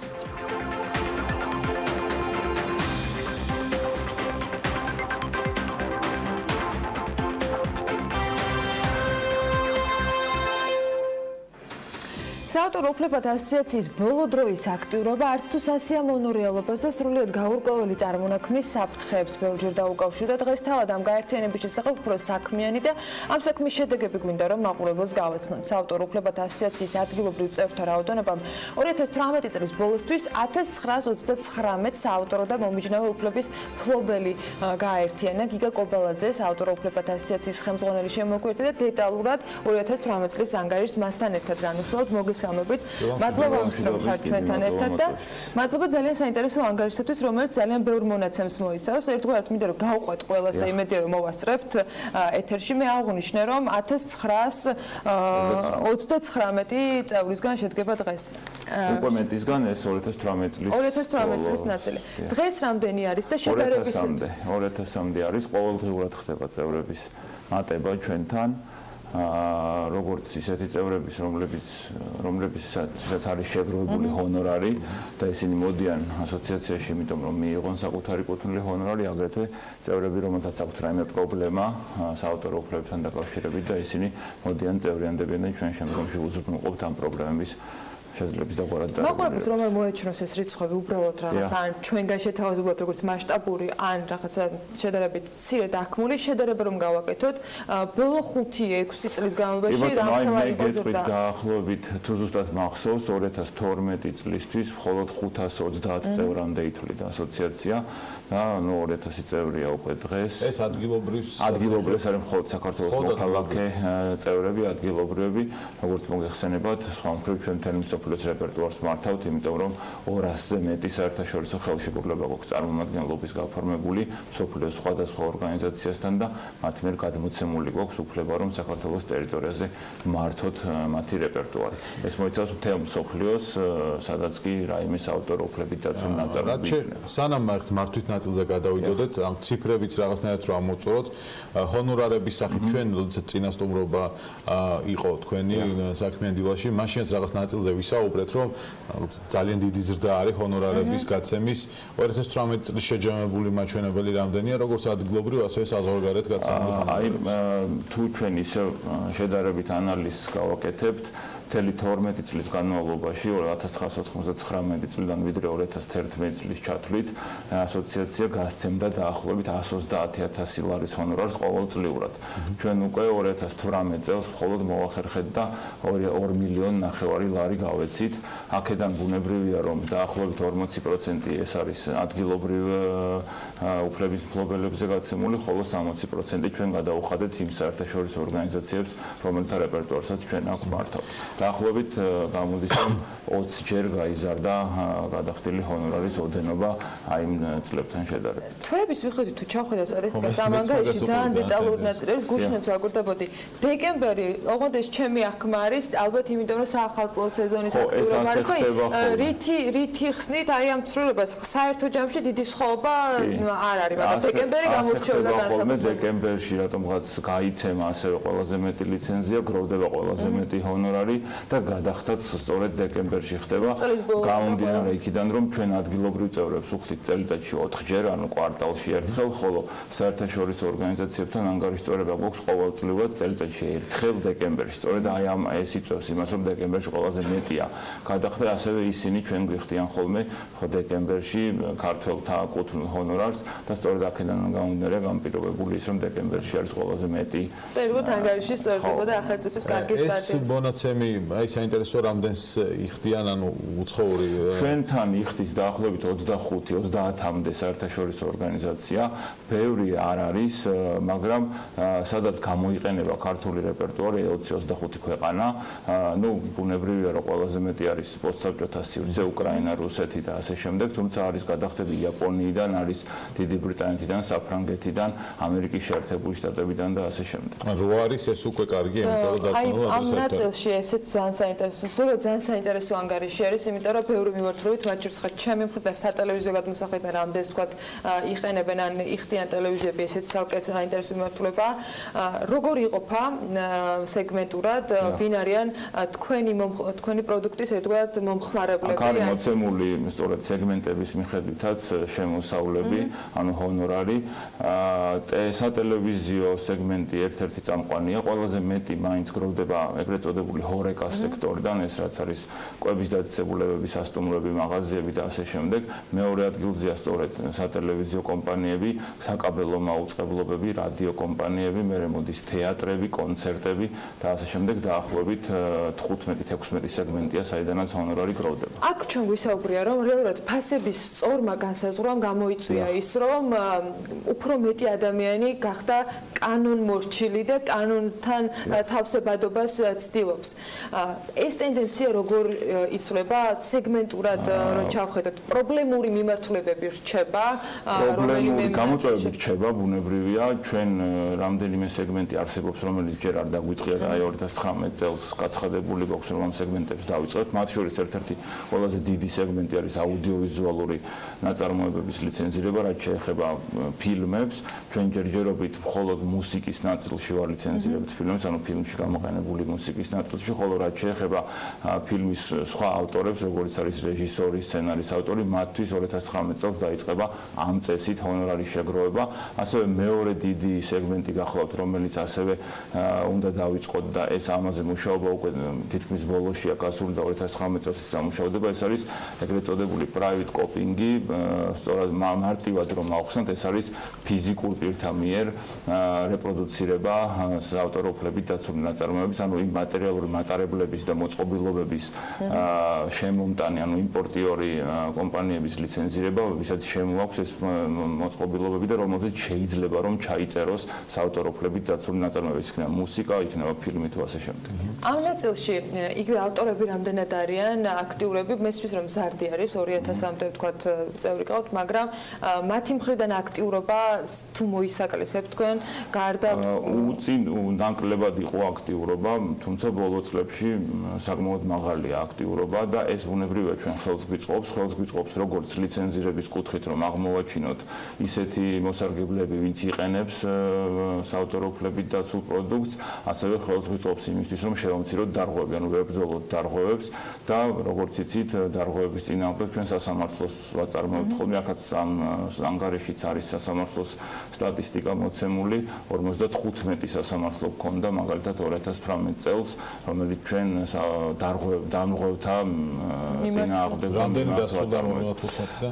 ამ 55 უმეტესობა 30 თუ არ ვცდები მორიგებით დასრულდა, ნაწილი ჩვენ სასარგებლოდ, ხოლო ნაწილი ჯერ კიდევ მიმდინარეობს, რადგან მოიხსენებათ რომ ხშირ შემთხვევაში ერთი წელი არ არის ხოლმე საკმარისი. ამიტომ ვიკითხე, ერთი საქმე არ განიხილება ხოლმე 3 წელი არის ეგეთი პრეცედენტებიც. ანგარიში საუბარია რომ განაკვეთებში არ იყო მნიშვნელოვანი ცვლილებები 2018 წელს, თუმცა მაინც რაღაც კორექტივები შევიდა. ეს განაკვეთების გაანგარიშებაც რომ ახსნათ როგორ ხდება და განაკვეთების გაანგარიშება პრინციპში ჩვენ ახალს არაფერს არ ვიგონებთ, ეს არის საერთაშორისო სტანდარტი დადგენილი ჩვენი მსოფლიო ორგანიზაციის მიერ და თითქმის ყველა ქვეყანა ამ სტანდარტს ექვემდებარება. აქ საუბარია იმაზე, რომ შეიძლება ფასში იყოს ქვეყნების მიხედვით სხვაობა, ჩვენთან განაკვეთი გაცილებით დაბალია, მაგალითად ვიდრე დასავლეთ ევროპის ქვეყნებში და ამ შემთხვევაში ჩვენ მომიჯნავე უფლების, ანუ შემსრულებელთა უფლების და ლიცენზირების კუთხით შევიდა განაკვეთებში ცვლილებები, ასევე ჩვენ ახალი განაკვეთიც შევიმუშავეთ 2018 წელს, ეს ეხებოდა სეზონურ დაწესებულებებს ზღვისპირა რეგიონში და მთის ასე ვთქვათ კურორტებზე არსებულ იმ დაწესებულებებს, რომლებიც მხოლოდ სეზონზე მუშაობენ რამდენიმე თვის განმავლობაში და მათთვის სპეციფიური მიდგომაა საჭირო. ბუნებრივია რომ ეს განაკვეთები შევიმუშავეთ და ჩვენ უკვე დავიწყეთ ზაფხულის და ზამთრის კურორტების. ამავე დროს განაწილების ნაწილიც იყო 2018 წელს ახალი სისტემით შემუშავებული. რაც სრულება განიცადა ამან და რამდენად დასრულებული არის ის? ჩვენ უკვე რამდენიმე წელია, 5 თუ 6 წელია მუშაობთ სპეციალური სოფტვერით, თუმცა ჩვენ 2018 წელს შევიძინეთ კიდევ ერთი დამატებითი სოფტვერი, რომელმაც კიდევ უფრო გააუმჯობესა ეს განაწილების პროცესი და ასევე ჩვენ შევიძინეთ ახალი მომიჯნავე ანუ შემსრულებელთა უფლებებისთვის განაწილებელი ჰონორარისთვის არსებული სოფტვერი. ესეც ბუნებრივია რომ უცხოური კომპანიები გვეხმარებიან, ეს არ არის ქართული პროდუქტი და ამით სარგებლობს არა მარტო ჩვენ, სარგებლობს დაახლოებით 50-60 ქვეყანა და ეს გვიადვილებს როგორც განაწილებას, ასევე გვიადვილებს იმას, რომ ჩვენ აი ამ ქვეყნებმა ერთმანეთში გავცვალოთ ინფორმაცია და განაწილების დროს კოორდინირებულად მოვახდინოთ ჰონორარის, ასე ვთქვათ, ერთმანეთში განაწილება. რაც შეეხება განაკვეთის განსხვავდება თუ არა ის მაგალითად ჰორეკა და ტელევიზია ანუ სეგმენტის მიხედვით ანუ ერთსა და იმავე პროდუქცია სხვადასხვა სეგმენტში არის ერთი განაკვეთი და ახლობით მე გითხარით რომ ლიცენზირებული გვაქვს 20-მდე სეგმენტი, 20 სხვადასხვა განაკვეთია შესაბამისად, თუმცა არსებობს ასე ვთქვათ შეზღუდვა კანონით, რომლის მიხედვითაც არ შეიძლება ერთი სეგმენტის მოსარგებლეს ჰქონდეს სხვადასხვა განაკვეთი. მაგალითად რესტორანს თუ ჩვენ ჩავთვლით ერთ სეგმენტად, არ შეიძლება რომ ორ რესტორანს ჰქონდეს სხვადასხვა განაკვეთი. უნდა ანგარიშდებოდეს ერთი ერთი მეთოდოლოგიით, ისე როგორც ორი ტელეკომპანია, ორი რადიოკომპანია და ასე შემდეგ. ეს განაკვეთებიც ბუნებრივია, რომ დათვლის მექანიზმი და მეთოდოლოგია სხვადასხვა განსხვავდება ერთმანეთისგან, ზოგი დამოკიდებულია შემოსავლის პროცენტზე და გამოიანგარიშება ამით, ზოგი კვადრატული მეტრით, ზოგი დასაჯდომი ადგილებით და ასე შემდეგ. ბოლო ნაწილი და ძალიან საინტერესო ანალიზი ასევე ამავე ანგარიში ეხება სწორედ საზოგადოების ცნობიერებას. მიუხედავად იმისა, რომ ჩვენ ყველა დეტალზე მაინც მოგვიწია, რომ ამ თემას შევხვდებოდით, 2019 წლის გამოწვევა რა არის თქვენთვის? ცნობიერება მიუხედავად იმისა, რომ მთელი ამ 7 წლის განმავლობაში ჩვენ ინტენსიურად ვაწარმოებთ კამპანიას ცნობიერების ამაღლების მიზნით, მაინც დიდია. გამოწვევა იმ მხრივ, ცნობიერება არის დაბალი. საკმაოდ დაბალი და ხშირ შემთხვევაში ჩვენ გვხვდება მოსარგებლები, რომლებიც არ ფლობენ სრულყოფილად ინფორმაციას და ჩვენ მე 2018 წლის აუცილებლად მინდა გამოვყო, ასე ვთქვათ, სიახლე, რომელიც ჩვენ 2018 წელს ასე ვთქვათ შევთავაზეთ საზოგადოებას, ეს გახლავთ საბავშვო ზღაპრების წიგნი, რომელიც გამოიცა ჩვენი ასე ვთქვათ ეგიდით და ეს მოხდა პირველად. ასეთი პრაქტიკა მსოფლიოში ქონდა მხოლოდ ორ ქვეყანას, ეს არის იაპონია და სამხრეთ კორეა და ეს წიგნი, რომელიც არის დაწყებითი კლასის მოსწავლეებისთვის და სკოლამდელი აღზრდის დაწესებულებებისთვის, შევიდა საქართველოს ყველა სკოლაში და საგანი მე და საზოგადოება არსებობს ასეთი, აი ამ საგნის ფარგლებში ისწავლება უკვე ეს და ბუნებრივია, რომ ეს არის ყველაზე ასე ვთქვათ დიდი პროექტი, რომელიც ჩვენ 2018 წელს შევქმნით და გავაკეთეთ და იაპონია, რომელიც სოფლიოში ერთადერთი ქვეყანაა, სადაც ნულია თითქმის დარღვევა და არ არის იქ დარღვევა, სწორედ აი ამ გზით მიაღწიეს მათ ის, რომ სკოლამდელი ასაკიდან დაიწყეს ზრუნვა ცნობიერებაზე და შემდგომში მიიღეს თაობა, რომელიც უბრალოდ აღარ არღვევს საავტორო უფლებებს. სასამართლოებიც არ იქნება იქ იაპონია. საბედნიეროდ არ არის და ყველაზე უფრო მოწესრიგებული ქვეყანა ამ მხრივ არის იაპონია, იმიტომ რომ ამერიკის შეერთებულ შტატებშიც კი დარღვევების დონე, მეკობრეობის დონე არის 20%. ისეთ განვითარებულ ქვეყანაშიც როგორც ამერიკა, ხო, მაგრამ იაპონიამ მოახერხა ეს, რომ ამ შემთხვევაში სწორება იაპონიაზე უნდა ავიღოთ მე. ნუ გვაქვს ამბიცია, რომ ჩვენთან გაცილებით დიდია დარღვევები ვიდრე ამერიკის შეერთებულ შტატებში და განსაკუთრებით მით უმეტეს იაპონიაში, მაგრამ გვაქვს ამბიცია იმისა, რომ ჩვენთანაც დარღვევები რაც შეიძლება ნაკლები იყოს და წლიდან წლამდე ეს შემჩნდეს და საბოლოოდ ჯამში ჩამოყალიბდეს აი ამ ინტელექტუალური საკუთრების ლეგალური მოხმარების კულტურა, რაც პირველ რიგში არის საჭირო იმისთვის, რომ საავტორო უფლება იყოს სათანადოდ დაცული და ავტორი იყოს სათანადოდ განასხვავებული. რამდენად მნიშვნელოვანია ამ პროცესში ლიცენზიანტების რიცხვის ზრდა, ასე ვთქვათ, იმიტომ რომ მაგალითად მონაცემები არის, რომ ჰორეკა სექტორში 400, ან მხოლოდ რაც აქ არის მონაცემები, აქედან იღებთ შემოსავალს, ხო? ეს არის თქვენი შემოსავლის წყარო. ანუ ლიცენზირების პროცესი როგორ მიდის, როგორ ხდება? ჩვენთან არსებობს სპეციალური განყოფილება, დეპარტამენტი და ყველა სეგმენტზე ასე ვთქვათ სხვადასხვა ადამიანი მუშაობს, უკავშირდებიან ესენი იმ ასე ვთქვათ მოსარგებლებს, ვინც იყენებს საავტორო. თქვენ ემუშავებით, ხო და არა ისინი ვაცნობთ ამ მოთხოვნას, ვაცნობთ სალიცენზიო პირობებს, ვაცნობთ განაკვეთებს, ტარიფებს და ამის შემდეგ უკვე ხდება ლიცენზიის გაცემა. ხშირ შემთხვევაში ხანგრძლივია ხოლმე პროცესი, იმიტომ რომ მოლაპარაკებები მიმდინარეობს. ადრე უფრო რთული იყო, ბუნებრივია, იმიტომ რომ ნაკლები ინფორმაცია ჰქონდა მოსარგებლეს და ის უარს აცხადებდა ხშირ შემთხვევაში. რთული იყო, იმიტომაც რომ მაღალი იყო განაკვეთი ხშირ შემთხვევაში და დღესდღეობით უკვე პრინციპში ეს პრობლემა აღარ დგას, უბრალოდ ეს გადასულია რუტინაში, რადგან ძალიან ბევრია მოსარგებლეების რაოდენობა და ჩვენ ყოველდღიურად ძალიან ინტენსიური შრომა გვიწევს იმისთვის, რომ მოვიცოთ ყველა. ჩვენ თბილისი თითქმის დაფარული გვაქვს, აჭარის რეგიონი თითქმის დაფარული გვაქვს, თუმცა აი ეხლა არის დანარჩენ საქართველოში მუშაობა იმისთვის საჭირო, რომ იქაც მოხდეს, თუმცა იქ ნაკლებია, ბუნებრივია მოსარგებლეების რაოდენობა, მაგრამ მაინც იქაც უნდა მოხდეს დალიცენზირება. ხო, იმიტომ რომ ჰორეკა სექტორში ბევრად მეტია მოსარგებლე ვიდრე აქ ციფრია ლიცენზირება. 2019 წელს თეატრებმა გამახარა 18-ია საკმაოდ. 2019 წელს ანგარიში დაძნეულია, რომ ყველა მონაცემი იქნება უკეთესებისაკენ გაუმჯობესებული იქნება. მოკლედ ველოდებით ყველა იმ გამოწვევაზე უფრო უკეთეს შედეგებს, რომელიც არსებობს და წარმატებას გისურვებთ. მადლობა, რომ ვიყავით ჩვენთან ერთად. გიგა კობალაძე, საავტორო უფლებათა ასოციაციის ხელმძღვანელს მასპინძლობდით საქმიანი დილის ეთერში. მცირე სარეკლამო პაუზის შემდეგ დაგიბრუნდებით უკვე ელენე კვანჯელაშვილთან ერთად. ამინდის პროგნოზის სპონსორია სადაზღვევო კომპანია უნისონი. თავისუფალი დაზღვევა თქვენი სიმშვიდისათვის.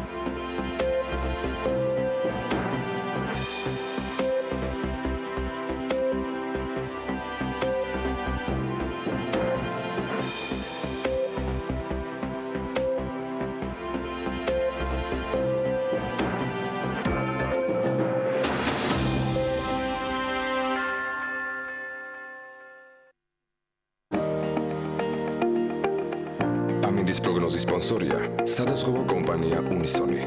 თავისუფალი დაზღვევა თქვენი სიმშვიდისათვის.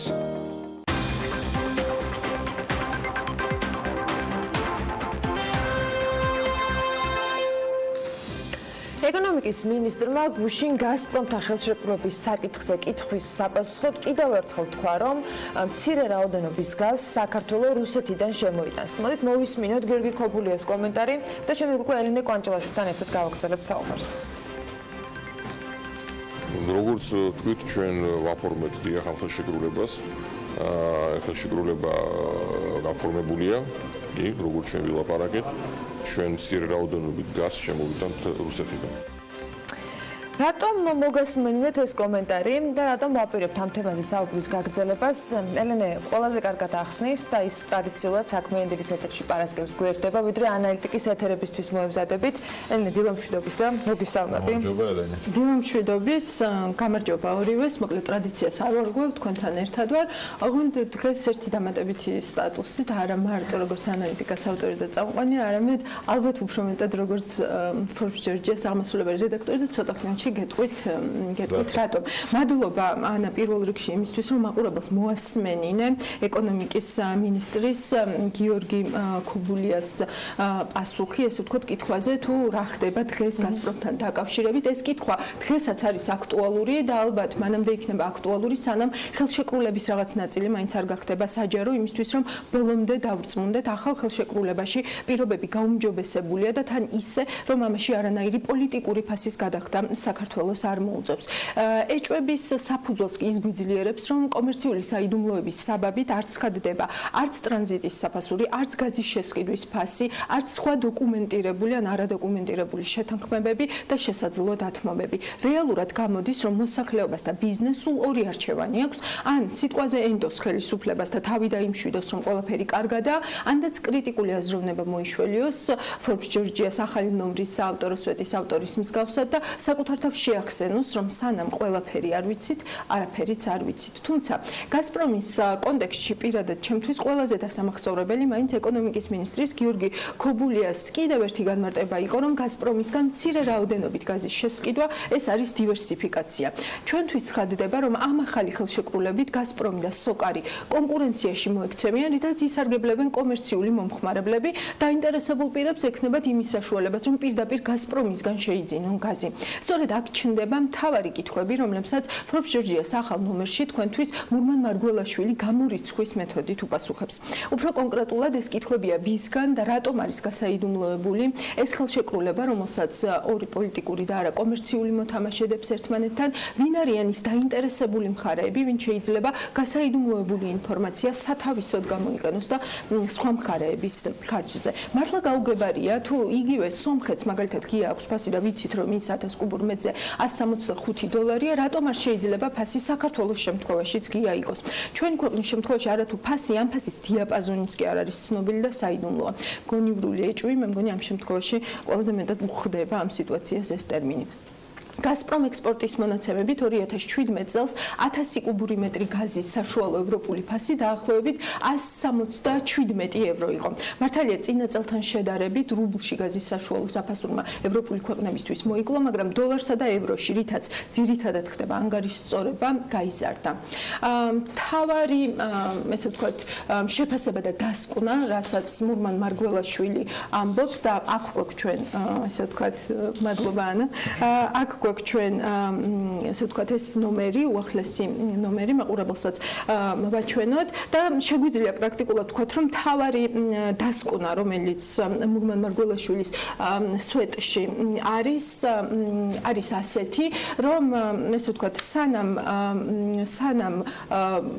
ბუნდოვანება არ გაქრება, მანამდე ეს კითხვები დარჩება. ბუნდოვანება კი გაქრება, თუ ვივარაუდებთ, რომ ხელშეკრულება მისი ხელმოწერის შემდეგ გასაჯაროვდება. სხვანაირად შეიძლება გაჩნდეს ეჭვი, რომ ხელშეკრულება ფორმდება გაზპრომთან დაახლოებული რჩეული კომპანიის ან კომპანიებისთვის და ეს ინფორმაცია იმალება საქართველოს მოქალაქეების და ჩვეულებრივი ბიზნესებისგან, ვისაც შესაძლებელია მოუნდეთ გაზის ალტერნატიული წყაროდან ყიდვა, მაგრამ გაზპრომთან კავშირი არ ჰქონდეთ. ეს არის მურმან მარგველაშვილი მარგველაშვილის, ესე ვთქვათ, შემაჯამებელი დასკვნა ამ სიტუაციასთან დაკავშირებით, კი ბატონო, აქ არის ბექა.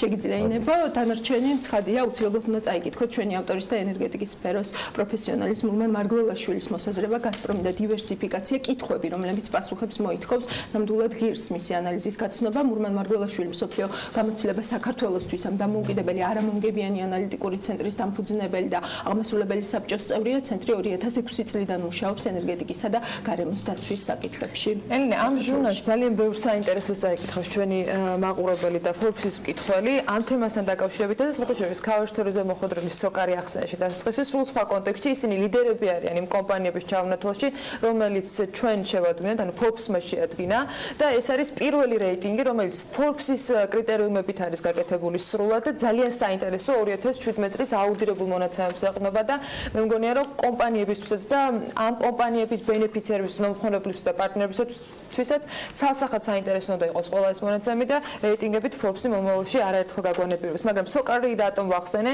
ძალიან საინტერესო ნაწილი არის სოციალური გაზის ნაწილი სოკართან დაკავშირებით.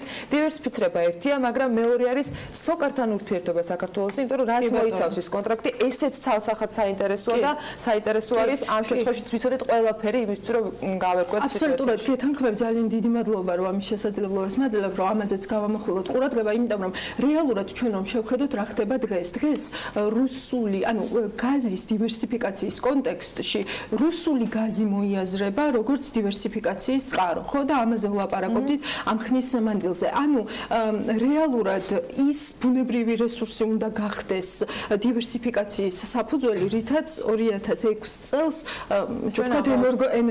ენერგო ბლოკადაში აღმოჩნდით, ხო?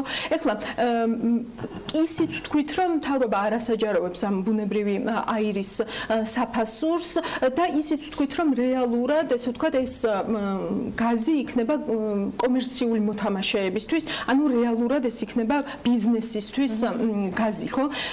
მაგრამ ამ ბაზარზე, ესე ვთქვათ, გაზპრომის შემოყვანით შემოსავალი მცირდება, ესე ვთქვათ, იმ მთავარ მოთამაშეს, რა კონტექსტშიც ეს არ უნდა განვიხილოთ და ეს არის ამ შემთხვევაში სოკარი, ხო? სოკარი რატომ არის მნიშვნელოვანი კომპანია? გარდა იმისა, რომ ის დაგვეხმარა იმაში, რომ ენერგობლოკადის დროს გაზი მიგვეგო და იმ ზამთარში არ გავყინულიყავით, ხო?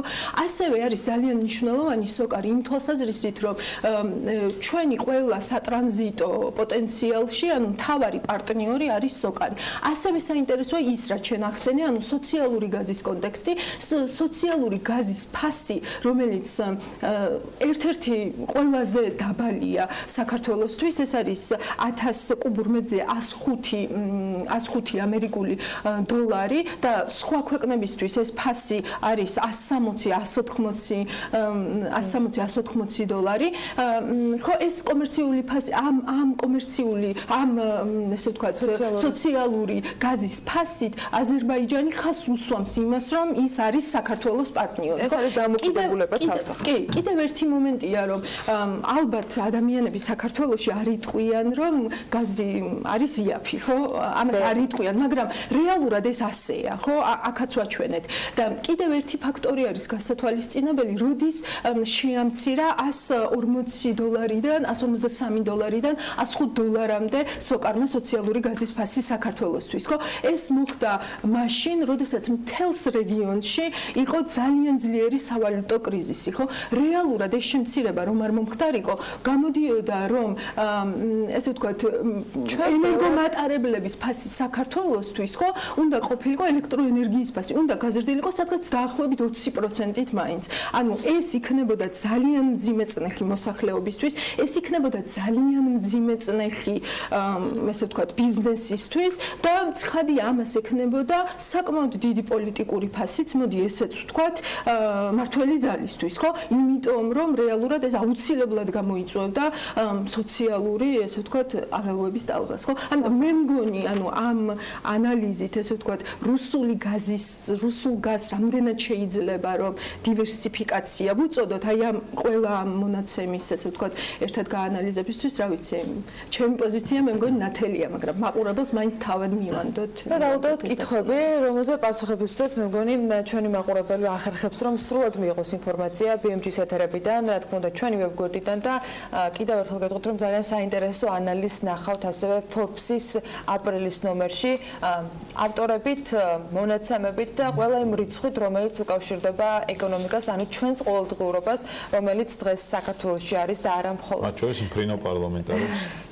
ხო, ბევრი ძალიან საინტერესო არის მათ ეტაპობრივად ამ მონაცემთან დაკავშირებით ეტაპობრივად რა თქმა უნდა საქმიანობის მაყურებელს შევთავაზებთ მიმოხილვებსაც Forbes-ის ტრადიციული მიმოხილველებისგან ანუკა ჯოხაძე და მარიამ ადამია არ დატოვებენ დარძნებულ არცეთ რეიტინგს ისე რომ ჩვენი მაყურებელი ინფორმაციის მიღმა დარჩეს. მადლობა ელენე, წარმატებულს ანალიტიკის ეთერებს გისურვებ დღეს ეთერში. ჩვენ ორ შაბათამდე გემშვიდობებით, ტელეპრილოზე შევხვდებით ერთმანეთს ზუსტად 8 საათზე.